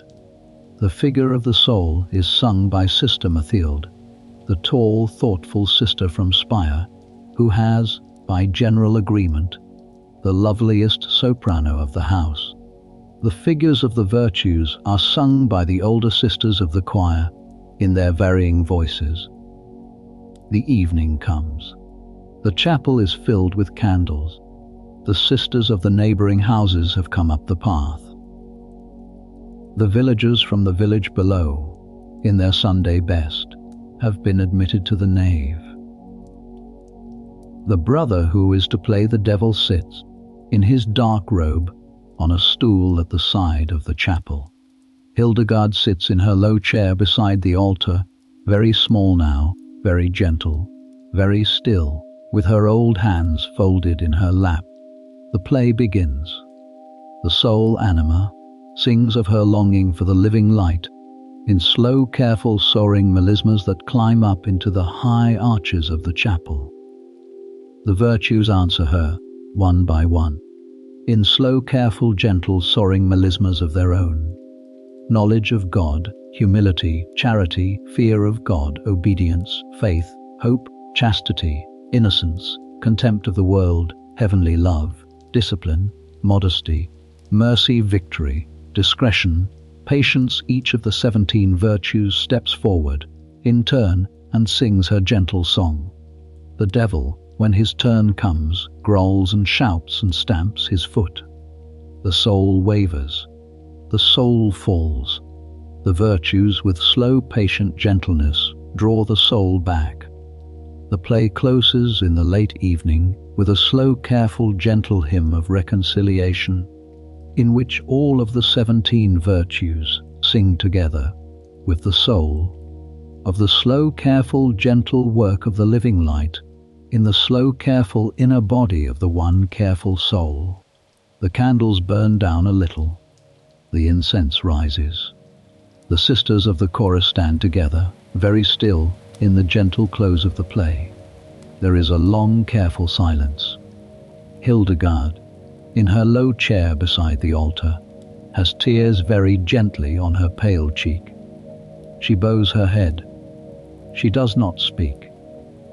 The villagers and the sisters of the neighboring houses file out, slowly, in single line, by the soft yellow light of the corridor candles. The chapel empties. The candles are slowly extinguished. The brother who played the devil walks back down the path to the men's house. The sisters of Rupertsberg, in their long single line, walk back to the dormitory. You will think often, in the long careful years after this evening, of the Ordo Virtutum at Rupertsberg in the 1160s or 70s of the 12th century. You will think of the soaring melismas of the virtues, climbing up into the high arches of the chapel. You will think of the growl of the devil at the side of the chapel. You will think of the tears, very gentle, on the pale cheek of Hildegard, in her low chair beside the altar.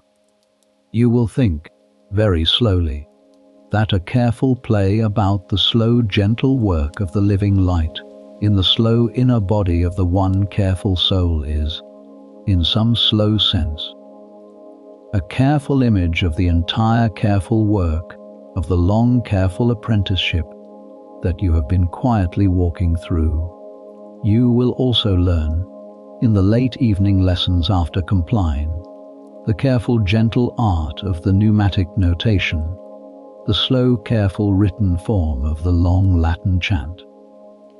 The neumes are the small careful symbols set above the syllables of the Latin text that show the direction and the approximate pitch of the melodic line. There are the punctum, the single note. There are the virga, the single note with the tail. There are the podatus, the two-note rising figure. There are the clivus, the two-note falling figure. There are the torculus, the three-note figure that goes up and then down. There are the perectus, the three-note figure that goes down and then up. The neumes are the slow, careful inheritance of the long, careful Carolingian tradition. They are the patient written form by which the long, careful, sweet music of the long Latin tradition has been carefully kept, generation by generation, for the slow turning of the long, careful centuries. That is the music. We will turn now to the world beyond the cloister, and to the long, careful letters that came in and went out across the long Rhine, and across the long empire, and across the long Latin Christendom of the 12th century. Let us turn now to the 7th chapter of the year. Letters to popes and emperors. Hildegard wrote, in the long course of her long adult life, hundreds of letters. We have, by the slow, patient work of the editors of the modern critical editions, almost 400 surviving letters from her hand. Many of them are short, many of them are long. They are addressed to almost every careful, significant figure of the long Latin Christendom of the 12th century. She wrote to the Pope 4 times. She wrote to Pope Eugenius III, who had authorized her writing at Trier in 1147. She wrote to his successor, Pope Anastasius IV, in 1153. She wrote to his successor, Pope Adrian IV, in 1158, the only Englishman ever to sit on the chair of St. Peter. She wrote to his successor, Pope Alexander III, in 1170. The letters to the popes are, by the slow, careful tradition of medieval ecclesiastical correspondence, formal and careful, but they are also, in places, sharp. Hildegard, when she felt the Holy See had grown slack, said so. She said it in slow, careful Latin. She said it with slow authority. She signed her letters not in her own name, but in the name of the living light. She wrote to the Emperor. The Emperor Frederick I, the great Hohenstaufen sovereign known to history as Frederick Barbarossa, the Red Beard, ruled the Holy Roman Empire from 1155 to 1190. Hildegard wrote to him at least 3 times. The first letter, in the early years of his reign, is a warm encouragement. He had visited her, on his careful way down the Rhine, at her cloister of Rupertsberg, and the 2 of them had spoken, on the day of his visit, of the state of the empire and of the church. The later letters, however, when the emperor began the long, careful schism of the papacy and supported a careful succession of antipopes against the legitimately elected Pope Alexander, are sharp. Hildegard, in slow, careful Latin sharp enough to make the old emperor feel it, told him that the living light had shown her that he was acting like a small petulant child, and that the living light would slowly, carefully take from him the favor of heaven if he did not carefully amend his course. The emperor, by all surviving evidence, did not amend his course. Hildegard did not soften the letter. She wrote to the King Henry II of England, the young Angevin sovereign, who had married the great Queen Eleanor of Aquitaine. She also wrote separately to Eleanor herself. She wrote to King Bela III of Hungary. She wrote to the Patriarch of Jerusalem in the Crusader Kingdom of the Holy Land. She wrote to the Archbishop of Canterbury. She wrote to the Archbishops of Mainz, of Cologne, of Trier, of Salzburg, of Magdeburg, of Bremen. She wrote also to many smaller folk, to the abbots of small careful houses across the empire, who wrote to her with their careful small difficulties of governance and asked her advice, to the abbesses of small careful houses across the empire, who wrote to her with their careful small difficulties of vocation and asked her advice, to priests, to nuns, to pious laypeople, to careful merchants, to careful pilgrims who had stopped at her gate, who later wrote back from far places with careful follow-up questions. She also undertook, in the late years of her life, the careful, astonishing thing of the careful preaching tour. A woman of the 12th century, even an enclosed Benedictine abbess, did not, by the long careful custom of the church, preach in public. The pulpit was, by the long careful custom, reserved to the clergy, and the clergy were, by the long careful custom, men. Hildegard, however, in the slow careful confidence of her slow careful visionary authority, simply went out into the cathedral towns and preached. She preached at the Cathedral of Cologne. She preached at the Cathedral of Mainz. She preached at the Cathedral of Trier. She preached at the Cathedral of Rupertsberg. She preached at the Cathedral of Bamberg. She preached against, in slow, careful, sharp Latin, the careful corruption and the careful sloth of the clergy of her day. She did this in the late 7th decade of her long, careful life. She did this against the settled custom of nearly 1,000 careful years. The first preaching tour, by the surviving record, took place in the years 1158 and 1159, when Hildegard was 60 years old. She travelled in a small entourage, by river boat down the Rhine, and by small cart along the river roads. She preached at Mainz. She preached at the Cathedral of the Carolingian capital at Frankfurt. She preached at Rupertsberg.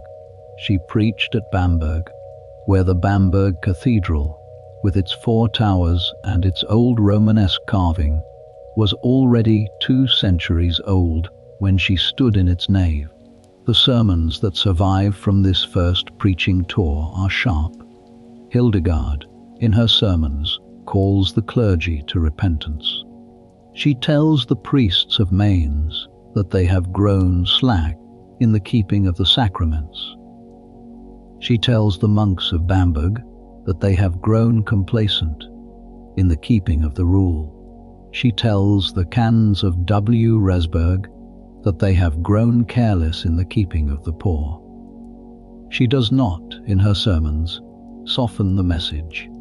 The second preaching tour took place in the year 1160, when Hildegard was 62. She travelled again by small entourage, this time up the Rhine to Trier and Metz. She preached at the Trier Cathedral, the old Roman cathedral on the Mosel. She preached at Metz, in the imperial city on the upper Mosel.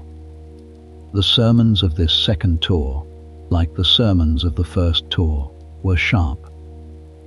The sermons survive in fragments in the surviving manuscripts of her collected work.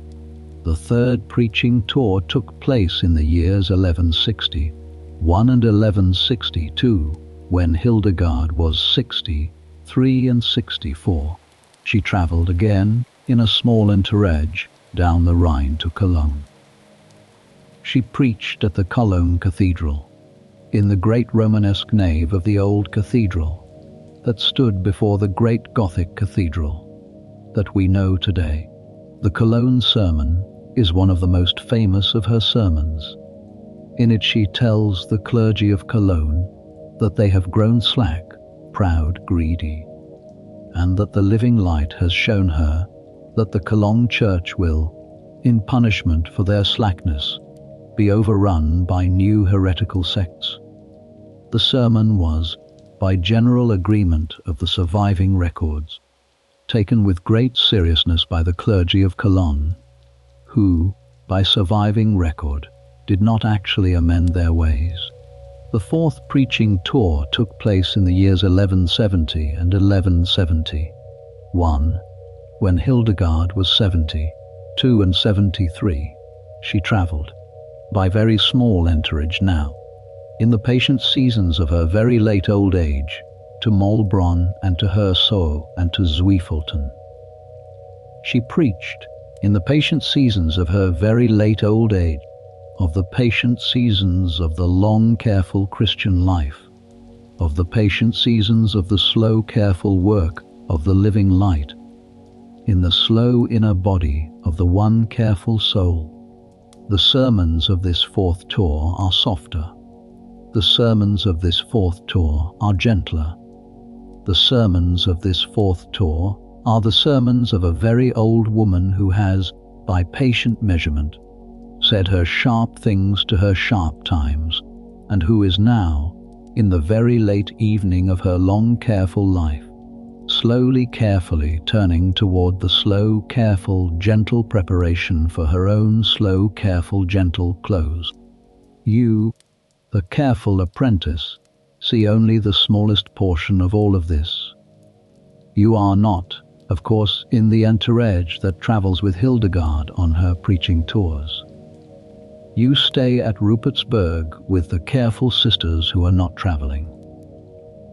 But you do, occasionally in the late evenings of the chapter house, find yourself sent to the careful writing desk, where Volmar is slow careful copying out, in slow careful patient hand, the careful fair copies of the careful letters that go out from Rupertsberg under the careful seal of the magistra. You are sometimes simply asked to fetch a new pen, or a new piece of vellum, or a new candle. You are sometimes, in the late evening of the long careful day, simply asked to sit, for a careful little while, on the low bench beside the writing desk, and to listen, for a careful quiet moment, to Hildegard speaking slowly to Volmar of the careful contents of a careful letter she is about to dictate and to take in, by the long careful gentle privilege of your careful position, the long careful gentle careful tone of the long patient careful work. Once you are present when she dictates a careful letter to the Emperor Barbarossa. She is angry. She does not raise her voice. She does not gesticulate. She simply dictates in slow, careful, low alto Latin, a careful sentence at a time, and the careful sentences are sharp. She says, in the careful course of the careful letter here, O King, you sit in your careful chair like a small careful child playing with small careful blocks. The careful living light watches you. The careful living light is not pleased. Repent before the careful living light withdraws from you the careful favor that has been given to you. Volmar's careful pen scratches gently. The careful candles flicker. The careful brazier glows. The careful sentence is set down on the careful vellum. The careful letter is sealed. The careful letter is sent. The Emperor Barbarossa does not, in the surviving record, send a careful reply. You will think, often, in the long careful years after your careful year is over, of the low alto voice of Hildegard, careful steady and careful unhurried, addressing in slow careful sharp Latin a careful holy Roman emperor, as if he were a careful errant village boy. There was, in that low alto, a careful authority that had nothing to do with careful titles or careful armies or careful inherited estates. It had to do, simply, with the long, careful, direct, careful contact with the careful, living light that had stayed with her since the small, careful child of 3, by the small, careful Birmingham window many quiet decades before. You also see from this side of the writing desk a different Hildegard, the Hildegard who is not the seer and not the abbess, but simply a small, careful old woman who has been writing letters for 50 years and who, at this stage of her long, careful life, is patiently keeping up a careful correspondence with a great many careful people who have asked her careful many things. There is a small, careful kindness in her letters to the abbots and the abbesses, a small, careful gentleness in her letters to the careful pilgrims who write back from far places. There is, even in the careful, sharp letters to the popes and to the emperors, a small underlying patience, a small, careful sense that she is writing not in anger, but in slow, careful sorrow, that the great affairs of the long, careful world are not going as the living light would have them go, and that someone, in the great order of things, has been given the careful task of saying so.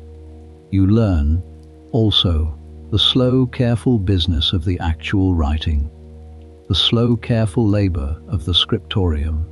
The vellum is prepared by the slow tanning of the skins of the calf and the skins of the lamb, scraped clean, stretched on a careful frame, dried slowly, scraped again, until the skin is thin and pale, and even and ready to receive the ink. The ink is mixed in a small, careful crock from the gum arabic of the trade road, the oak gall of the autumn forest, the iron sulfate of the dye maker, and the clean rainwater from the cistern. The pen is cut from the primary feather of a goose, slit at the tip with a small sharp knife, and dipped very carefully into the small careful crock of the ink. The writing is done at a sloping desk, set at a gentle angle to the light from the narrow window. The pen is held with a steady hand. The letters are formed in the slow, careful Carolingian minuscule, the small, even, rounded hand that has been the long, careful inheritance of the Benedictine scriptorium since the days of the Charlemagne court at Aachen. Each letter is formed with a gentle attention. Each word is set down with a slow patience. Each line is laid carefully against the pricked guidelines of the vellum. The page is filled slowly, line by line, over the slow course of an entire evening, perhaps a single page in a single careful evening. You see, in this slow, careful business of the writing, the slow patience that lies behind the long, careful tradition of the written word in the long, careful Latin Christendom of the Middle Ages. There are no printing presses. There are no paper mills. There are no electric lights. Every word that has come down from the long, careful past, every psalm, every gospel, every epistle, every Latin verse, every medical text of the long, careful school of Salerno has been carefully copied by patient hand in the long series of patient scribes who have sat at sloping desks in narrow scriptoria across the long, careful Christendom for the slow turning of the long, careful centuries. The work is slow. The work is patient. The work is gentle. The work is, in some slow, careful sense, the slow, invisible inheritance that holds the long Christian world together.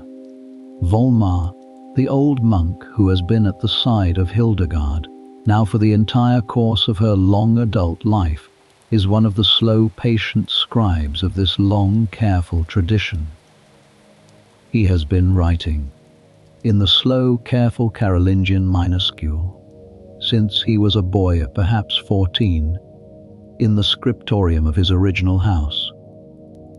He has been writing for Hildegard in the slow, careful evenings of the chapter house for almost the entire course of her long adult life. He is now in the late seasons of your 1 year, almost as old as Hildegard herself. His pen, on the slow, careful evening of your presence at the door of the chapter house, scratches very gently across the vellum. His right hand trembles, very slightly, with the careful tremor of long old age. He has, in the slow course of his long patient service, written down the entire corpus of Hildegard's slow careful work. The Civius, the Liber Vitae Meritorum, the Liber Divinorum Operum, the Physica, the Causa et Curi, the Symphonia, the Ordo Virtutum, the 400 surviving letters. He has been the slow patient right hand of one of the most original minds of the long careful 12th century, and he has done his slow careful patient work for the entire course of his long adult life, in the slow gentle background, without complaint, without applause, without much surviving record of his own slow inner life. There is a slow careful gentle dignity in this patient service that you will think of often in the long careful years after your 1 year is over. That is the letters. We will turn now very gently to the close of the first careful year, and to the long careful gentle question that comes at the close of the first careful year of every careful apprenticeship. Let us turn now to the 8th chapter of the year, the end of the first year. The seasons have turned by this careful point in the long careful story, a full careful round. You arrived in the careful opening of this long careful telling, in the warm late summer of the year. You walk then into the cool autumn of the herb garden. You moved, with the careful turning of the sun, into the long careful winter of the infirmary, when the long careful coughs and the long careful low fevers of the long careful Rhineland winter brought a careful steady stream of careful village patients up the careful path. You moved, with the careful turning of the seasons, into the early spring of the great Easter feast, when the soaring music of Hildegard filled the chapel from before dawn until well after dusk. You moved, with the careful turning of the seasons, into the long careful warm full summer, when the herbs grew tall and full, and the gathering basket was always being carried somewhere down the careful garden path. The seasons turned, the bells rang, the sisters lived. You lived among them. Now the warm late summer has come round again. The chestnut leaves are beginning, very gently, to take on the first soft yellow tinge of the coming autumn. The evening light is beginning, very gently, to come at a slightly slower careful angle through the chapel windows. The great late summer harvest of the herb garden is being brought in, basket by basket, to the drying loft above the woodshed.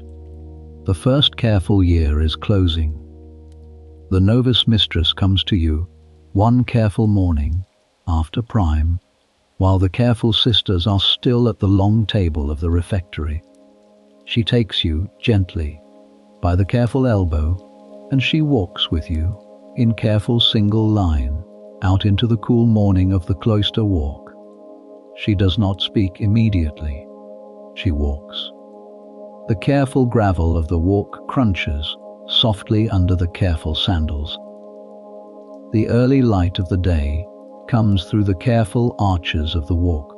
The sound of a single bee passes through the arches and is gone. She speaks at last. Her voice is low and gentle. She says in slow, careful Rhenish Latin, "Child, the first careful year is closing. The magistra has asked me to speak with you. The careful question now is the careful question that comes to every oblate at the close of the first careful year. Will you stay with us and take the careful vows of the careful Benedictine sisters and become, in the careful turning of the next 2 careful years, a careful novice and then a careful professed sister of this careful house? Or will you return, in the coming weeks, to your family and live the long careful life of the village or the small town, and carry with you, into that long careful life, what you have learned with us this careful year? She does not press. She walks beside you. She allows the question to settle, slowly, in the long careful air of the long careful walk. You think. You do not answer immediately. The answer is not, in the long careful tradition of the Benedictine cloister, an answer that should be given quickly. The rule of Saint Benedict is, in fact, very careful patient on this point. The rule says, in chapter 58, that one who comes seeking the religious life is not to be received easily, but is to be tested for many careful months, and that even after a long careful testing, the careful candidate is to be free until the very moment of the careful vows to leave without judgment. The door is open. The door has been kept open by the long careful tradition throughout the entire careful first year of the careful long careful patient testing. You walk with the novice mistress the long careful round of the cloister walk. The bee passes again. The single bee passes through the arches and is gone. The sun is climbing very slowly over the red tile of the chapel roof. You think, slowly, of the warm late summer evening on which you arrived, when Hildegard took your right hand into both of her small hands and said, in slow, careful Latin softened by the Rhenish vowels, "Peace be upon you, child of the road." You think, slowly, of the first morning in the herb garden, when Sister Hiltrud handed you the small basket and showed you the small careful gathering of the fennel seed. You think, slowly, of the long careful winter days in the infirmary, when Sister Richards sat the long stooped sleepless woman on the low bench and said, very gently, "Come back in 2 careful weeks. We will see how the slow careful work has gone." You think, slowly, of the late evening in the chapter house, when you stood at the door and listened to Hildegard dictate, in slow careful low alto Latin, the Liber Divinorum Operum into the careful patient hand of Volmar. You think, slowly, of the great Easter feast, when the soaring melismas of O Virga ac Diadema climbed, with the careful sisters of the choir, into the high arches of the chapel ceiling. You think, slowly, of the long, careful, patient face of Hildegard, in the long, careful, patient breath of the long, careful evening of the long, careful chapel. You will, in the long, careful life that comes after this long, careful year, carry the long, careful gift of this long, careful year with you. Whether you stay or whether you go, the careful gift will not leave you. The novice mistress allows the long, careful walk of the long, careful cloister to come to its long, careful, gentle close. She lays a small, careful hand on the careful elbow of the careful young oblate. She says, very gently, take a long, careful month. Do not answer today. Do not answer this week. Walk with the careful question for a long, careful month. Speak with the magistra when the magistra is free. Speak with the older sisters who have made this same long, careful choice many long, careful years ago. Speak with your own long, careful, patient heart. The answer will come in the long, careful, patient breath of the long, careful walk.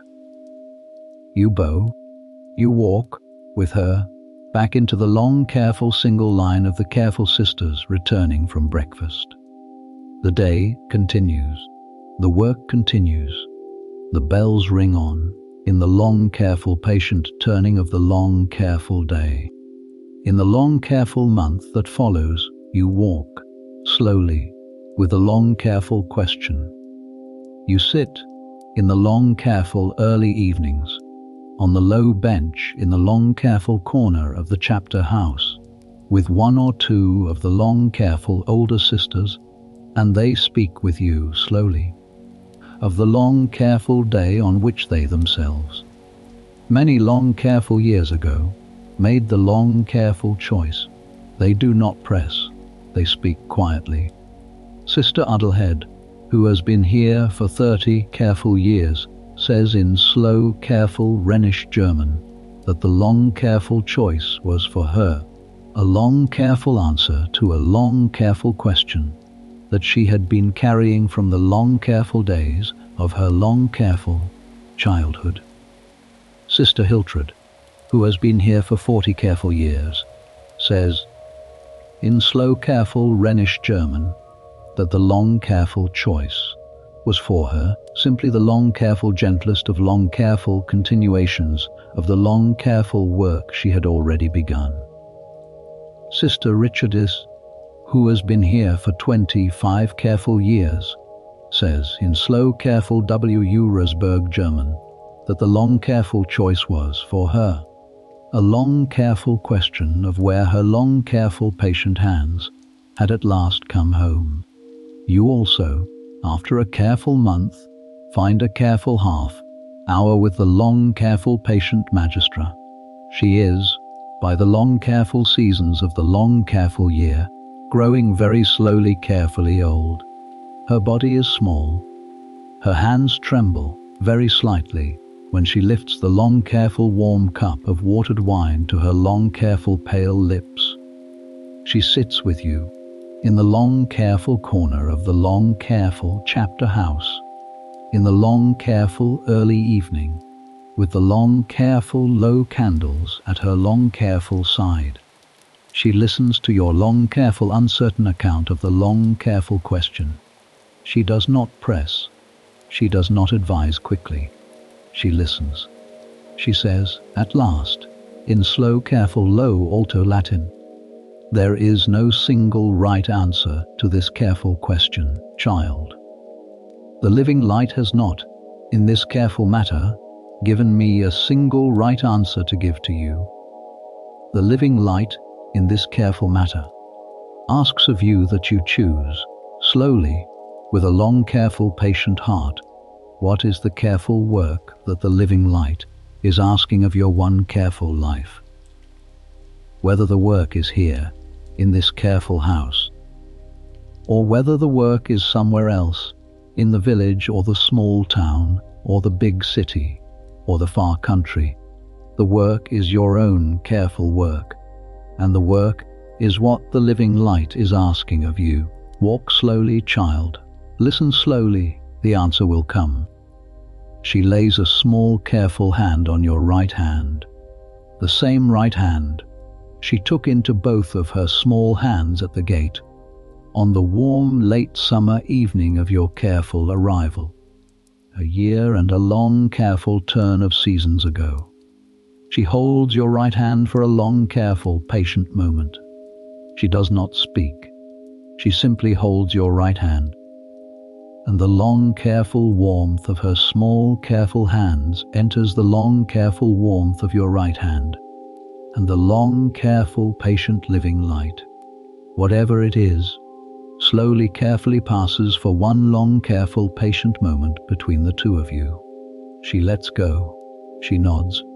She rises slowly from the long, careful, low chair, and she walks slowly back into the long, careful corridor of the long, careful chapter house, and she leaves you sitting there, alone, in the long, careful early evening, with the long, careful low candles, and the long, careful low brazier, and the long, careful patient question, and the long, careful warm right hand that carries, now, the long, careful warm memory of her long, careful warm hands. You do not, in the long, careful course of this telling, give a careful answer. The answer will come, in its careful own time, in its careful own way, in your careful own long careful patient heart. What matters? In the long careful close of the first careful year is that the question has been gently asked, and that the answer is being slowly walked toward, and that the walking is long careful patient. That is the close of the year. We will turn now, very gently, to the long careful close of the long careful day, and to the long careful gentle drift of the body toward the long careful sleep that has been waiting very patiently all evening at the end of the corridor. The bell has rung for vespers, somewhere in the long careful course of this telling. The bell has rung for the long careful supper. The bell has rung now, in the long careful gentle dusk of the warm late summer evening, for compline. You walk, in the long careful single line of the careful sisters, by the soft yellow light of the corridor candles to the chapel. The chapel is dim. The candles on the low altar are lit. The careful sisters take their careful places in the choir stalls. The cantor strikes the small wooden tone of the office on the small wooden block. Compline begins.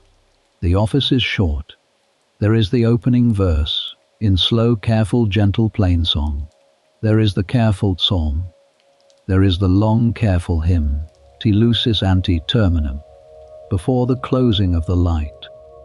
There is the long, careful Nunc Dimittis, the song of Simeon, the old man in the temple who, having seen the Christ child, says, in slow, careful, gentle Latin, "Now you may dismiss your servant, Lord, in peace, according to your word, for my eyes have seen your salvation."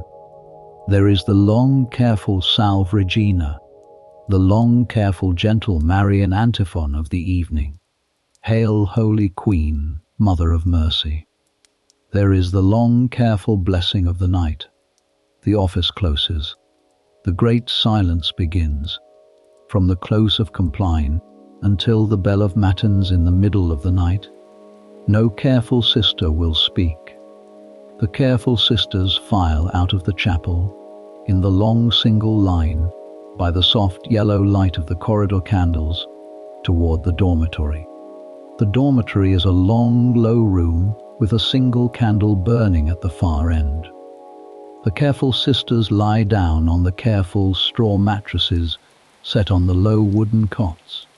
Each cot has a small, careful linen cased pillow, and each pillow has been stuffed by the small, careful, patient hand of one of the careful sisters with a small, careful mixture of the dried hop and the dried lavender and the dried lemon balm. The pillow gives off, very gently, the soft, slow, resinous, warm scent of the late summer garden. You lie down. You pull the careful woolen blanket up to your careful chin. You let your careful eyes close. The single candle at the far end of the corridor flickers very slowly. The breath of the careful sisters on the low, careful cots around you settles slowly into the soft, slow breath of the long, careful sleep.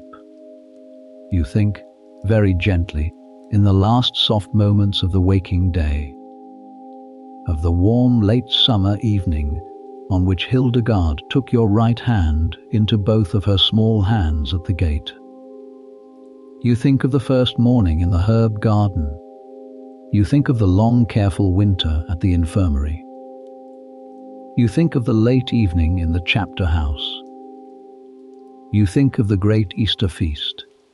You let the careful thoughts drift, slowly, like leaves on a slow stream. There is nothing here that asks anything of you. There is nothing here that needs to be answered tonight. The careful question of the close of the first careful year will be there in the morning. The answer will come in its careful own time. The magistra is asleep. The careful sisters are asleep. The village is asleep. The Rhine flows quietly past the careful base of the careful hill, very slowly, very gently, very far below. The candle at the end of the corridor flickers very slowly. The single bell, somewhere far down the Rhine, sounds once very faintly and is gone. The soft, slow, resinous warm scent of the late summer garden rises very gently from the careful pillow. The breath slows, the eyes are heavy. If your eyes have grown heavy somewhere in the middle of all of this, that is exactly the point. Let them close. Let the chestnut leaves fall slowly on the cool path outside the cloister wall. Let the bells ring on the inside of your eyelids. Let the long, careful, low altar voice of Hildegard speak quietly in the inside of the long, careful, patient mind, of the careful living light, and of the small green sap, and of the long, careful balance of the long, careful created world. You may, in the long, careful, slow, careful, patient drift of the long, careful sleep, find that the long, careful walls of the dormitory dissolve very gently into the long, careful walls of the chapel, and the long, careful walls of the chapel dissolve very gently into the long, careful walls of the chapter house, and the long, careful walls of the chapter house dissolve very gently into the long, careful walls of the herb garden, and the long, careful walls of the herb garden dissolve very gently into the long, careful walls of the entire careful, long, careful Rhineland evening, and the entire careful, long, careful Rhineland evening dissolves very gently into the slow, careful, patient breath of the careful, long, careful created world that holds the careful, long, careful walls and the careful, long, careful chapels